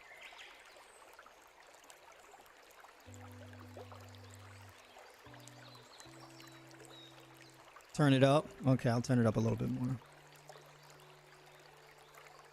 All right. Let's do a little sound check. I'm gonna go through it one more time. Let's see. My entire life, I've been told that meat is unhealthy and dangerous. All right, put a Y in the chat if the volume is good there, if you want me to turn it up a little bit more than that. All right, it's good. It's clear. All right. So let me run it back. I'm gonna start it over again. They're gonna inform us what the problem is with vegetables and eating plant-based. They're gonna tell us what the dangers are. They're already eating plant-based. Right. And that's what's causing the problem. My entire life, I've been told that meat is unhealthy and dangerous. For the last 330 days or so, I've eaten nothing but meat. Beef, butter, bacon, eggs on a carnivore diet, and it's changed my life forever. I'm down. All right, so his whole entire life, he's been told that eating meat is dangerous. I'm curious, how old do y'all think he is, if you had to guess? How old do y'all think he is? Because I don't really buy that. You know, I think that if you're in your, 30s or 40s, chances are the plant-based lifestyle or vegan lifestyle wasn't that mainstream, where everybody around you is just telling you how dangerous meat is. The overwhelming majority of the population isn't even plant-based in the first place, so most people don't actually think that eating plants is unhealthy or dangerous anyway. So kind of starting a little over the top with the claims there. Now maybe that's me being a little petty, so we could let it slide. He looks about 40 or 40 plus years old. That's what I was thinking. Like, I was thinking like he's like, in his 40s. A little too old to be saying your whole entire life people told you eating meat was dangerous. You're a little too old for that. Now, he said 300 something days he was just eating meat and butter and stuff all day. And so he went from being really overweight with the moobs and stuff like that in the shirt to now being this nice lean beef machine over here, right? With undoing his belt and whatnot. So big shout out to him for his progress. So let's hear this. Let's hear this. Over 100 pounds since my heaviest, but most importantly, I've overcome clinical depression and anxiety. Also overcame sleep apnea, arthritis, IBS, all sorts of other issues. And it begs the question, after I've talked to so many experts, are vegetables and plants negligible at best or possibly dangerous at worst? The point of this video is to try to get to the bottom of that and try to get to the truth, because my entire... So basically, he was, just by cutting vegetables out of his diet, he was able to lose 100 pounds and improve his mental health and get rid of arthritis and all of these things. Now, this is a claim that implies that eating vegetables makes you obese with joint pain and mental wellness issues. So I would like to see the underlying evidence for that, because for me, I've never had anybody go on a plant-based diet and then gain weight, become more obese, develop joint health issues, and mental health issues. I only hear about these people on the internet, but I never meet them in real life. They only exist in YouTube videos and comment sections, which is kind of odd. And there's no evidence that shows that this is the case. Like, what is the mechanism? Like, if you eat broccoli and spinach, for some odd reason, these vegetables with tons of magnesium, manganese, copper, iron, polyphenols, all of this type of stuff, fiber, these things make you morbidly obese with mental health issues and arthritis. The claim's over the top, basically, right? The story is entirely unbelievable because there's just no evidence for it, and it doesn't make sense on its face. entire life, I was told meat was going to kill me, and I was almost entirely plant-based, and I suffered because of it. And there's a double standard out there. Vegans, it's okay for them to say, I will never eat meat again. But I, as a carnivore, have said before, I will never eat plants again, and even other carnivores attacked me. And they said, that's way too extreme.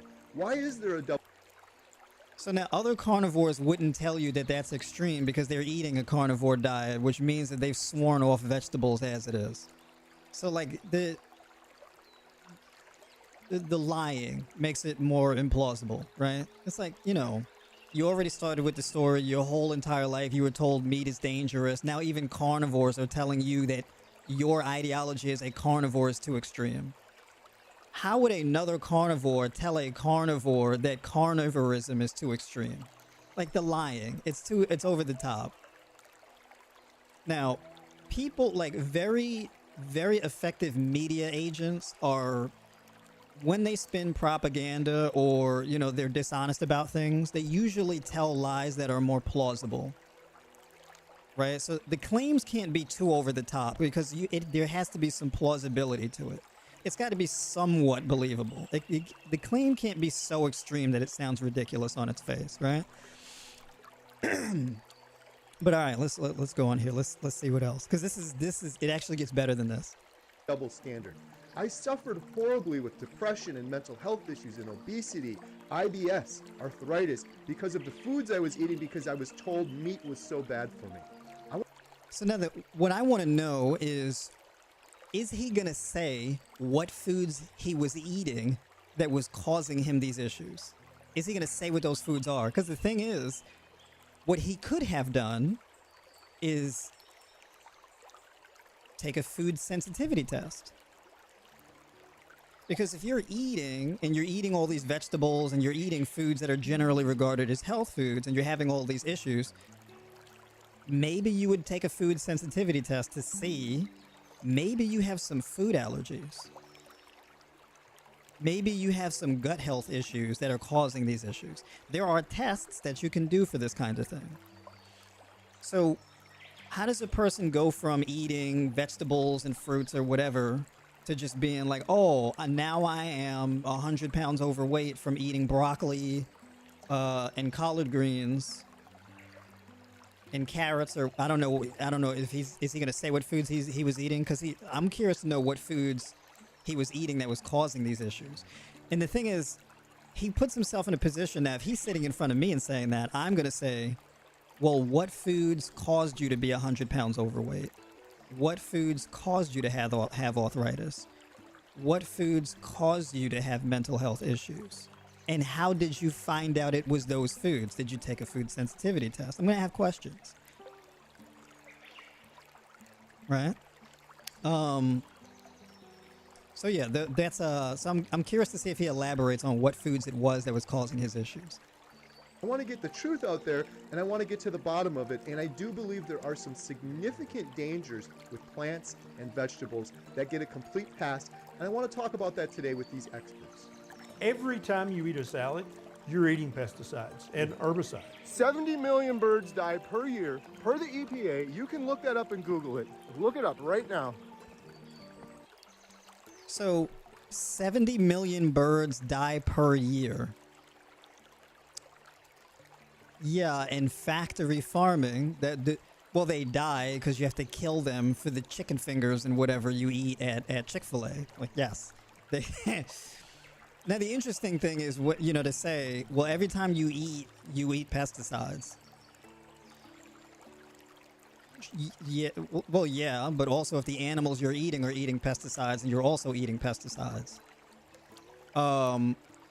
Unless you're eating produce that are organic and not using pesticides, right? So I mean, if you're gonna say the pesticide thing, I mean that's fine, but like you don't just get pesticides from eating plants.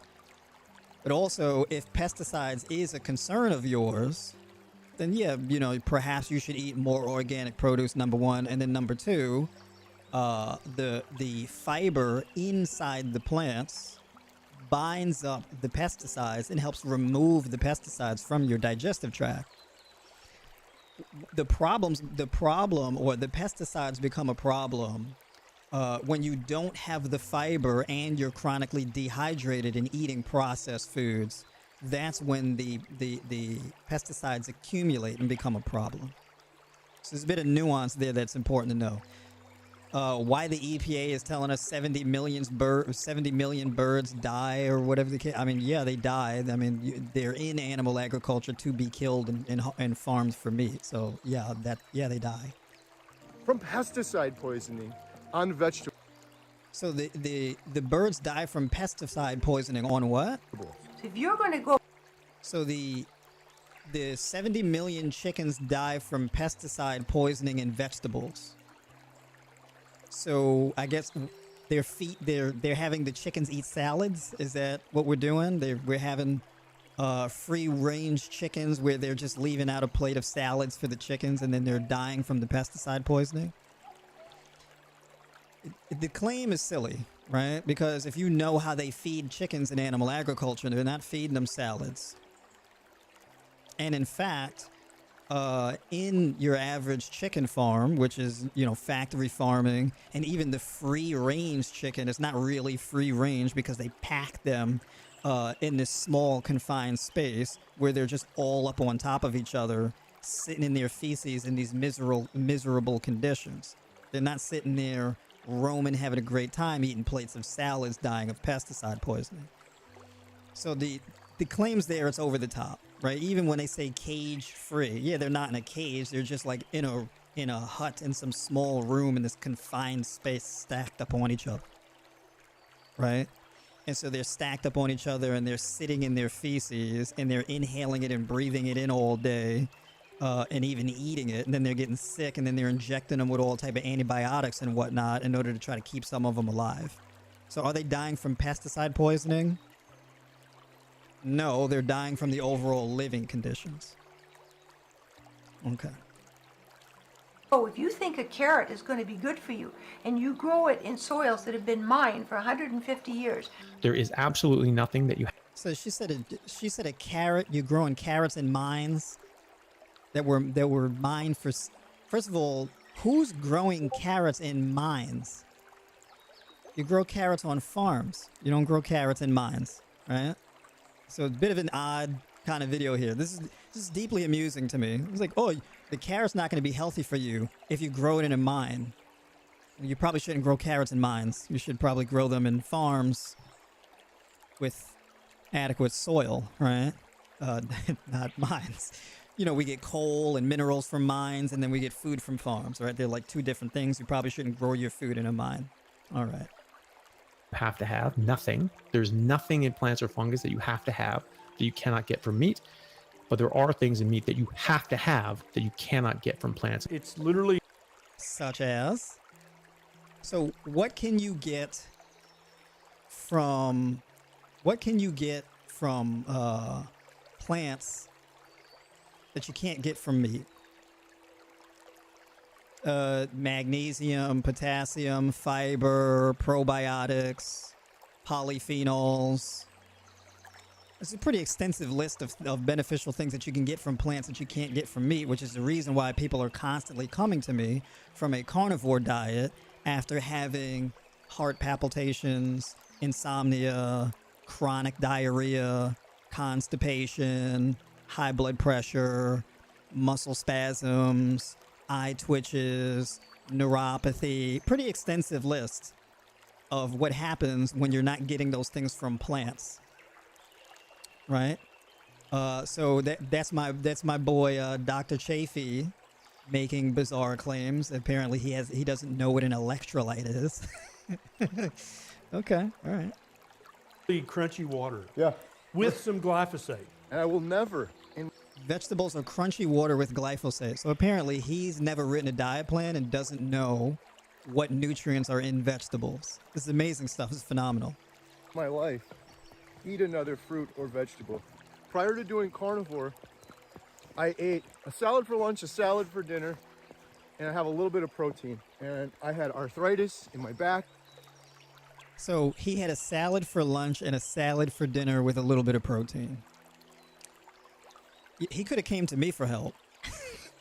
And I would have created a diet plan for him with more than just a salad for lunch and a salad for dinner with a little bit of protein. Now, the interesting thing is with a little bit of protein. So you're making this video to educate people on nutrition, and you're like, I had a salad with a little bit of protein.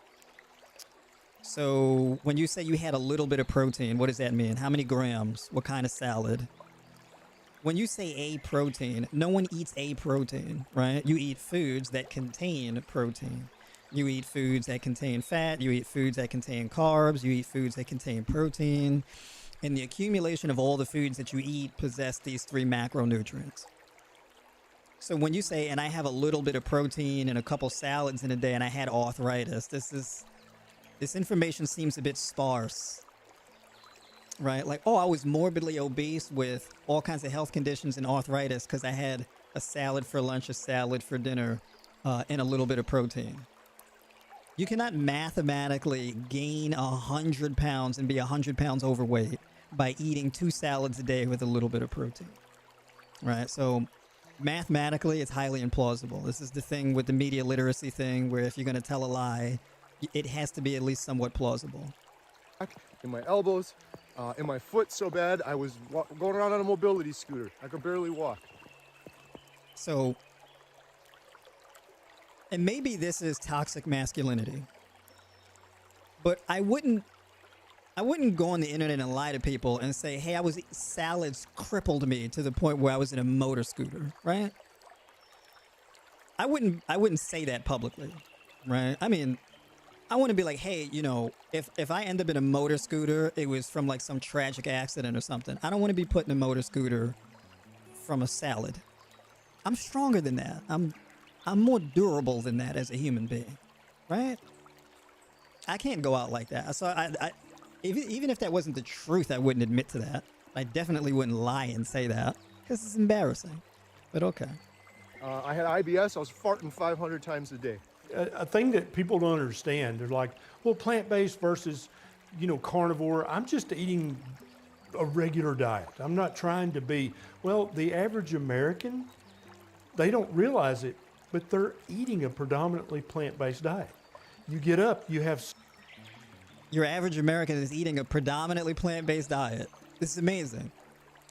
The reason why this claim is extraordinary, because if Americans were eating a predominantly plant-based diet, Chick-fil-A wouldn't be such a successful company in the way that it is. Red Lobster, Fridays, Olive Garden, Arby's. If the standard American diet was predominantly plant-based, the menu would look a lot different than what it currently is.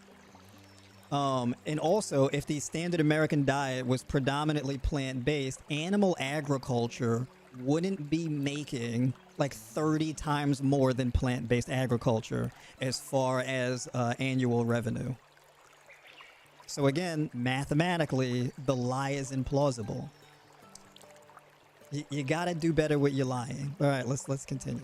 cereal or a cereal bar or a shake of some type, plant-based. Then you sit down at lunch and you have your... Or a shake of some type. You mean a shake that with like, I don't know, dairy milk and whey protein, which are not plants. Cereal.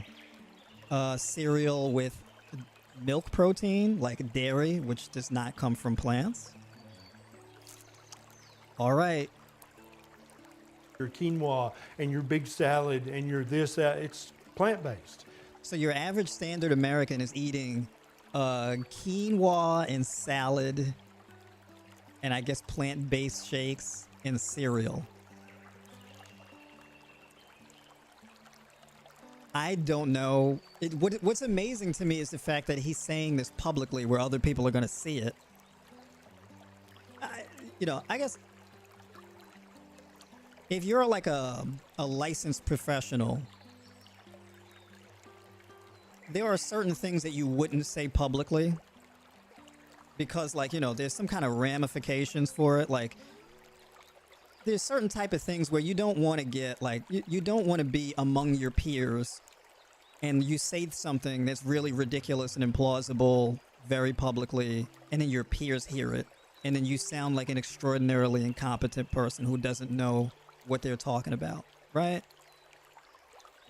That's like one of those hot, like, this isn't even a hot mic. He knows people are going to hear him say it, and he says it anyway, which is extraordinary. And it's, I feel like there should be like some fear of like professional consequences that would like prevent people from saying certain things very publicly. You know what I mean? It's an over-the-top claim. But I mean, hey, he's just going out and he's saying it, and apparently he's really comfortable with saying it, which is amazing to me, but all right. Then you sit down at dinner and you might have a little piece of fish or a little piece of chicken, but then you have 3 vegetables and a dessert, plant-based. The fossil records. You have a little piece of fish, a little piece of chicken. The profits of animal agriculture are not reflecting that. Very clear. Right before we switched to agriculture, and directly after, there was a sharp decline in height, brain size by 11%. Right, we dropped 5 inches. Our brain shrank by 11%. We started getting shorter femurs, which is a sign of malnutrition. The average American... Now, the thing that's amazing about this, right? So after plant-based agriculture, we got shorter femurs and smaller brains, and we just became smaller as human beings.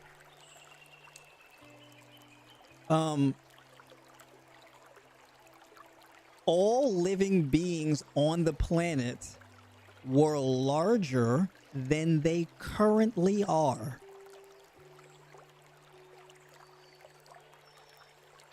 So, if you look at ancient bones of human beings, you'll find that, like, yeah, human beings were larger. Yes. Everything was larger. Now, what's interesting is like, so if you're gonna say, oh, human brains are 11% smaller, is there an intelligence implication behind that? Did human beings get dumber? Like human beings ate less meat, and so the brain shrunk. So the brain shrunk by 11%. So are human beings currently dumber now than they used to be? Because our societal and technological advancement doesn't demonstrate that. So you go from not even having electricity or an electrical grid to having like Chat GPT with a brain that's 11% smaller. Why he would mention the decrease in the brain size from 11%, I don't know. What's the implication? What is the point or the argument he's trying to make? Because if you're going to say that, okay, so human beings became smaller, shorter femurs, smaller brains. Did the lifespan of human beings increase or decrease since then? I mean, it's malnutrition, right? So being that now we're more malnutritioned ever since we started growing crops, according to him. So if that's true, that must mean that life expectancy has declined with the advent of agriculture, of plant-based agriculture. Is he making that claim? Because all of the carnivorous populations of human beings have a much shorter, nearly half the lifespan of your average human beings that we do now. So now we have like an average lifespan in like the 70s and 80s, where like before it was like 30s and 40s. Now, according to human behavior, we know that technological advancement is created out of necessity, right? So if human beings were getting smaller brains, dumber, shorter femurs, shorter in general, and malnourished, then why did we continue to stick with plant-based agriculture? Why not abandon it and just stick to a fully meat diet? What he won't tell you, and the reason why this argument that he's making doesn't work, is because human beings were already going through a shortage of food. And so, to ensure an abundance of food to feed a growing population, human beings decided to cultivate the land and grow crops.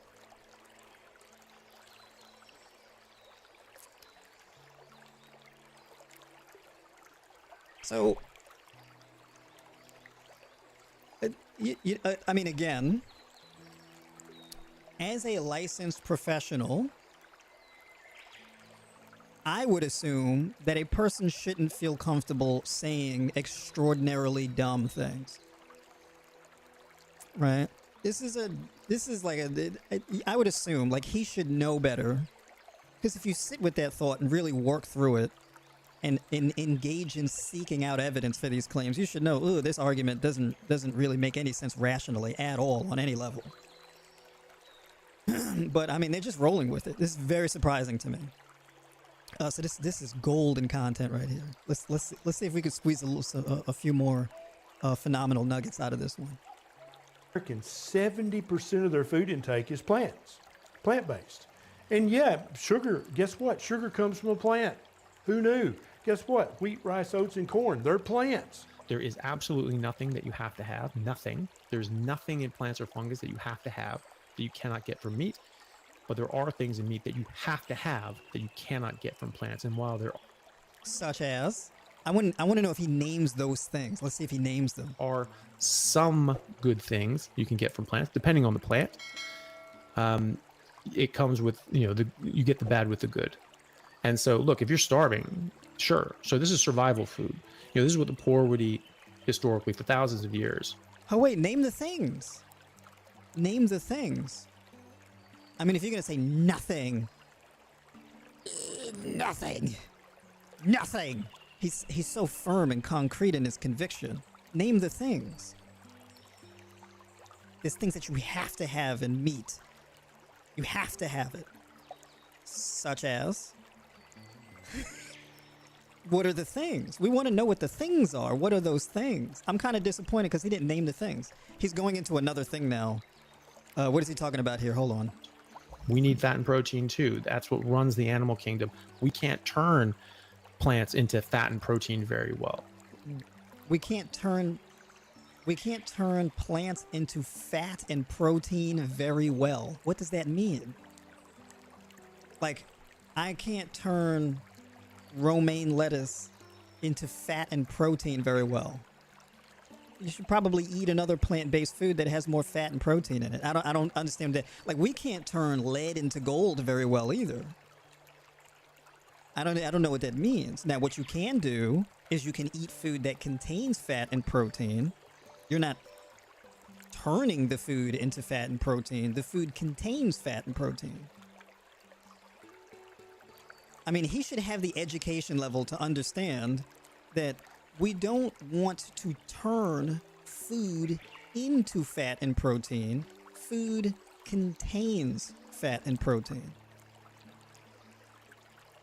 I feel like if he's going to be speaking on this topic, he should know that. Right? I feel like as a doctor, you should know that. It's like a very basic thing to know. But all right. There are systems, very powerful systems. If you eat a lot of protein, it activates a hormone called peptide YY, which tells you to stop eating. If you eat a lot of dietary fat, you activate a hormone called cholecystokinin, which again tells you to stop eating. You eat a giant steak, so you're activating all these satiety hormones, peptide YY, cholecystokinin. You're eating all this food. Well, you may not be hungry. He's correct. And it's a safety mechanism. Because that giant steak that you eat, it moves through your incredibly long digestive tract over a very slow period of time. So if those hunger hormones don't kick in to give you a satiated feeling and you keep eating, you give yourself a metabolic disease. Right? So he is correct with that. So let's see what the point is of him saying this. For the next day. If you eat pure carbohydrate instead of eating it with, proteins and fats, it's going to shoot way high. That's unnatural. So when you eat pure carbohydrates, what does he mean by saying pure carbohydrates? What does that mean? What's a pure carbohydrate? You mean foods that contain carbohydrates? You mean foods that are dominant in carbohydrate? What's a pure carbohydrate? What does that mean? You notice the loading of the language. I ate a protein, or I ate a little bit of protein. Why not just name the food? You mean like you ate chicken that had protein in it, or fish that had protein? What do you mean you ate a protein? Or you can't turn vegetables into fat and protein. This weird use of language, it's very bizarre. Because you would never write a scientific paper or a scientific journal using language like this. This is very unscientific, crude caveman language. This is the type of language that you would use if you have zero education in this topic. You would never use this kind of language as an educated person who's educated in nutrition. You would never use that kind of language. It's aggressively crude. That's like me saying, me, Remsen, you welcome stream tonight. Me chest to itch, me brown, right? It's crude, weird language. Nobody communicates this way in this field. It's very odd. But okay, let's say. So he's going to explain pure carbohydrates here. Natural, and that's going to overcome the tendencies for you to stop eating. So, you've basically overcome that protective mechanism because you've ultra processed the carbohydrates. If you don't eat any protein, he's struggling to make up this stuff. He's struggling to explain this. So he had the thing with the YY and the cholecystokinase, and he had all of that figured out. But now when he's talking about carbs, you see the language breaks down. And he's like, he's doing the thing with his hands. He's trying to, the thing with the ultra processed. He's doing with his hands because he doesn't have the words. Which leads me to believe that, like, he researched fat and protein and stopped there. So now when it comes to carbohydrates, he doesn't have the words. Like, he just didn't finish the class. Whatever course that he was going through to teach him what carbohydrates are, he didn't make it that far into the course, apparently. This is amazing. Protein, if you don't eat any fat, you're not activating peptide YY, which is the satiety hormone. You're not activating cholecystokinin. All of a sudden, you're eating. He only knows about those two pathways. He doesn't know about the others. That's why he had to repeat them. Because you're not activating those two things that I know about. I don't know about any of the other stuff, just those two. And if you're just eating the carbohydrates, the thing like this and that, then you're not activating the thing, you know, the two things that I mentioned. This is amazing. This is one of those things where, like, there was a clip where some ladies, you know, she wrote a book about woke, about what woke is and why she doesn't like it, why woke is bad. And then the lady who she was talking to asked her, what is woke? And she couldn't give an answer. This is what that reminds me of, right? It's like the thing of like, well, you should have better prepared for this if you're going to talk about this. 500 calories of white bread, but you have zero satiety and don't feel full at all. Whereas if you took a steak that's 1,000 calories, you'd be like, I'm pretty full. I don't really feel like eating. You drink the. If you took a steak that was 1,000 calories, or what about if you eat 1,000 calories of white bread? Would you not feel full from that? Because if you ate 1,000 calories of white bread, you would feel full from that, actually. But he's never written a diet plan before, so he doesn't know that. He doesn't know it. He's not educated enough in nutrition to know that. He actually doesn't know how carbohydrate-based foods trigger satiety. He actually doesn't know. This is amazing. Soda, you're like, I really feel like eating some chips or popcorn or something. Why? Because. So he's now comparing 1,000-pound steak to drinking a soda? Okay. It has zero satiety. So one of the things that stood out here from Dr. Fung and Dr. Chafee is that humans need fats and proteins in order to feel full. Without those and with just empty carbohydrates, we don't get full. And they're What's an empty carbohydrate? I love this so with the vague, unscientific language. An empty carbohydrate. You mean like carbohydrates are like these little molecular buckets, and then you put things in them. But sometimes when you eat foods, they come with these empty carbohydrate buckets with nothing in them. Is that how it works? It's just empty carbohydrates. It's like a white bread is just made up of little tiny white buckets with nothing in them. Is that how it works? All right. therefore the majority of humanity, you look out in public right now, they're continuously eating because they're hungrier and hungrier and hungrier because they're not giving their body what it needs. The fact He showed a picture of like people eating a bunch of like vegetables and it's like bananas and fruits and all of that. Is that really how our average population eats? Your average person is just eating bundles of bananas and apples and vegetables. Is this really how your average person is eating? We just have a morbidly obese population of raw vegans. Is that really what's going on here? Is this the argument he's making? fat and the proteins. I try to get most of my beef from my neighbors. It's grass-fed. I thought vegetables were bad. It's grass-fed. You got to make sure it's grass-fed. I thought you didn't like vegetables. I thought you didn't like plants. I thought plants were bad.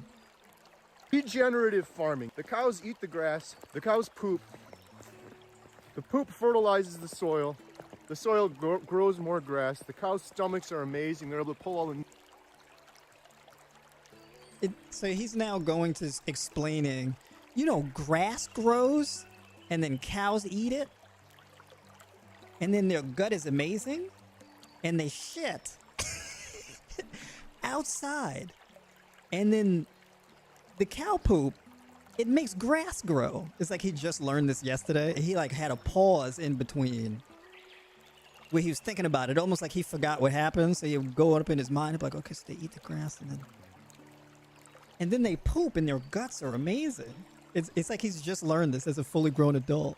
Nutrients out of that grass, and it's regenerative. It's the most natural thing that has happened since the start of time. It's the most natural. Animals, they live outside. They eat outside. And you know what they do next?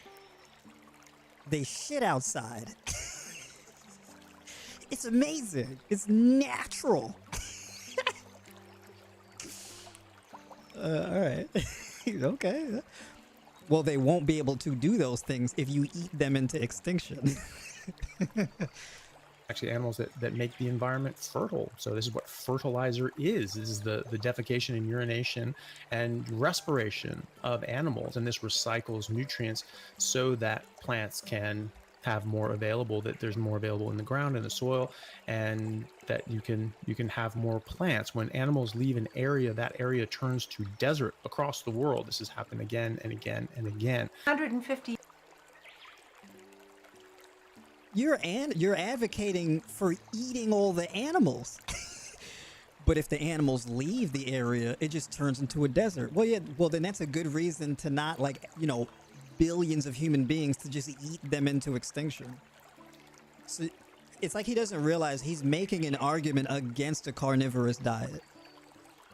You can't have billions of human beings just outnumbering all of the animals on the planet and eating everything into extinction like a disease. Right?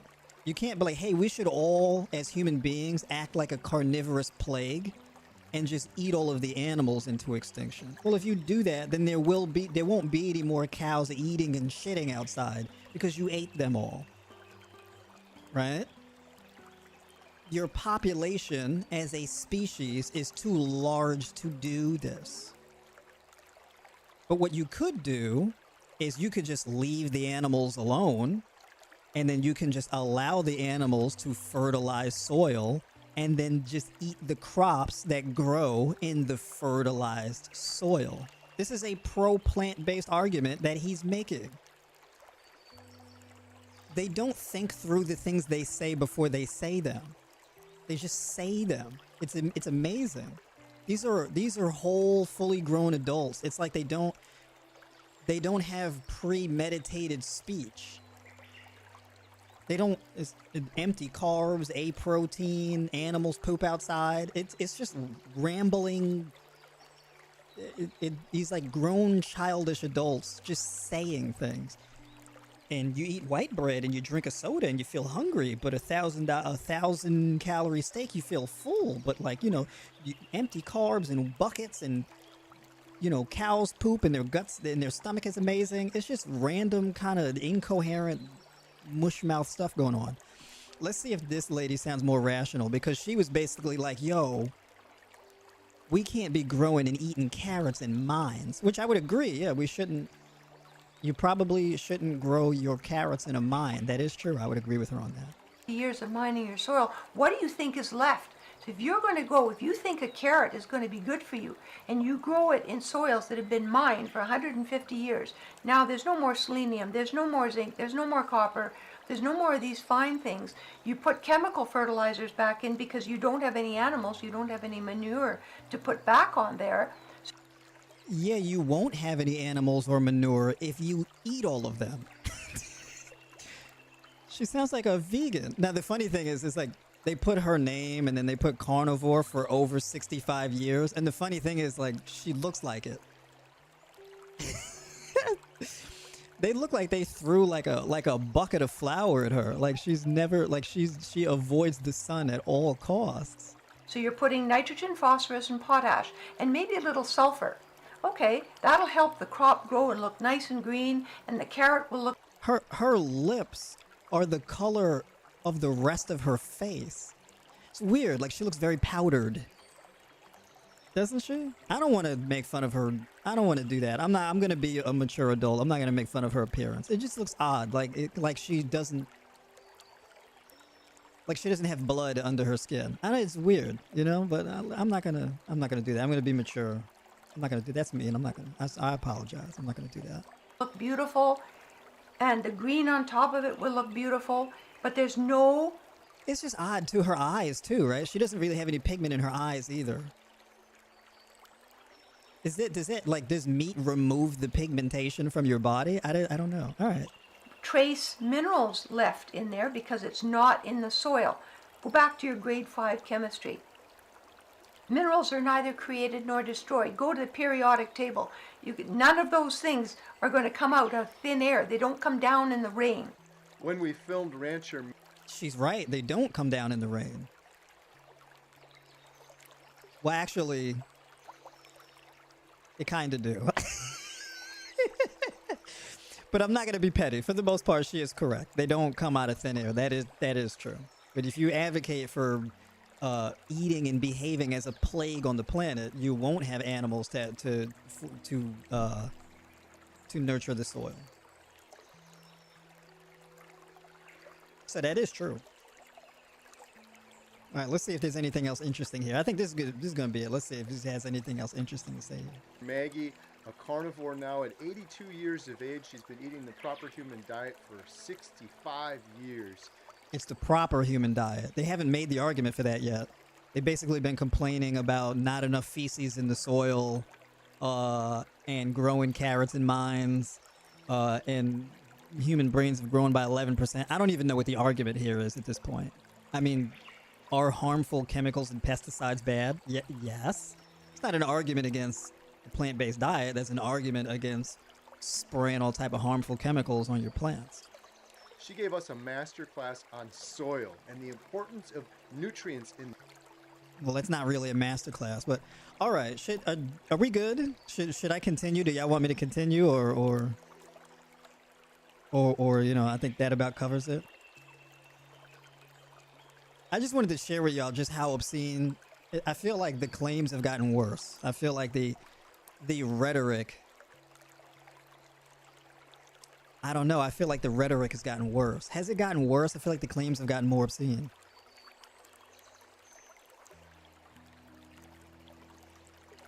So I don't know.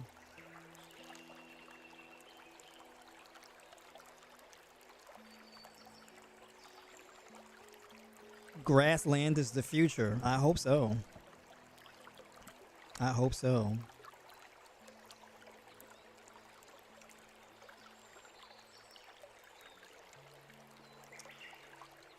Don Layman, cattle, goats, sheep, deer convert plant nitrogen into essential amino acids for us. Yeah, I mean, the minerals and the amino acids and all of that type of stuff, I mean, it's going to exist either in animals or in plants. It exists in both. It doesn't exist in either or, yeah. I mean, So she was right when she was like, oh, they don't just appear out of thin air. I mean, that is true. They don't. So yeah, odd claims, very odd.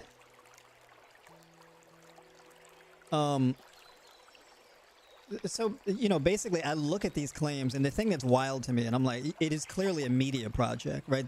Are these people actually, I don't think that these people are like licensed, educated professional people in the medical field. I find it very hard to believe because of how obscene the claims are.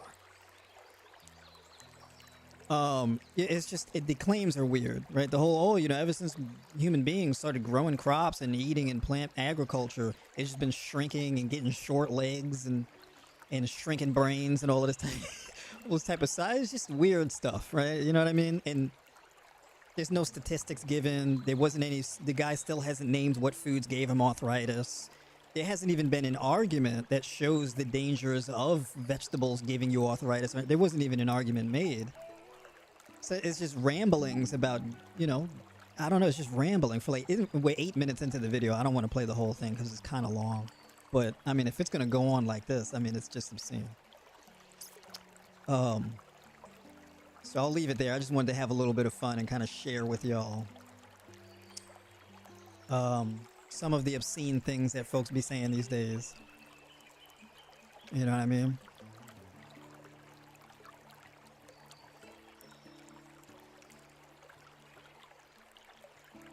All right. I think we did it. It's time for me to go to bed. It's time for me to wrap up. Folks, if you want to book a call with me, there is a link in the description where you can book a call with me, and you can even join my 12-week mentorship, or you can get a custom diet plan. So there's a link in the description where you can sign up for any of those things. And you can also join my free newsletter. All right, so link is in the description for that. Appreciate everybody coming through tonight and hanging out with me here, chopping it up, reacting to some goofy ramblings about cow feces, growing grass. And if the animals leave, the place just turns into a desert. Which is kind of weird. So all of the deserts that currently exist today, it happened because all of the animals were just like, yeah, we're leaving.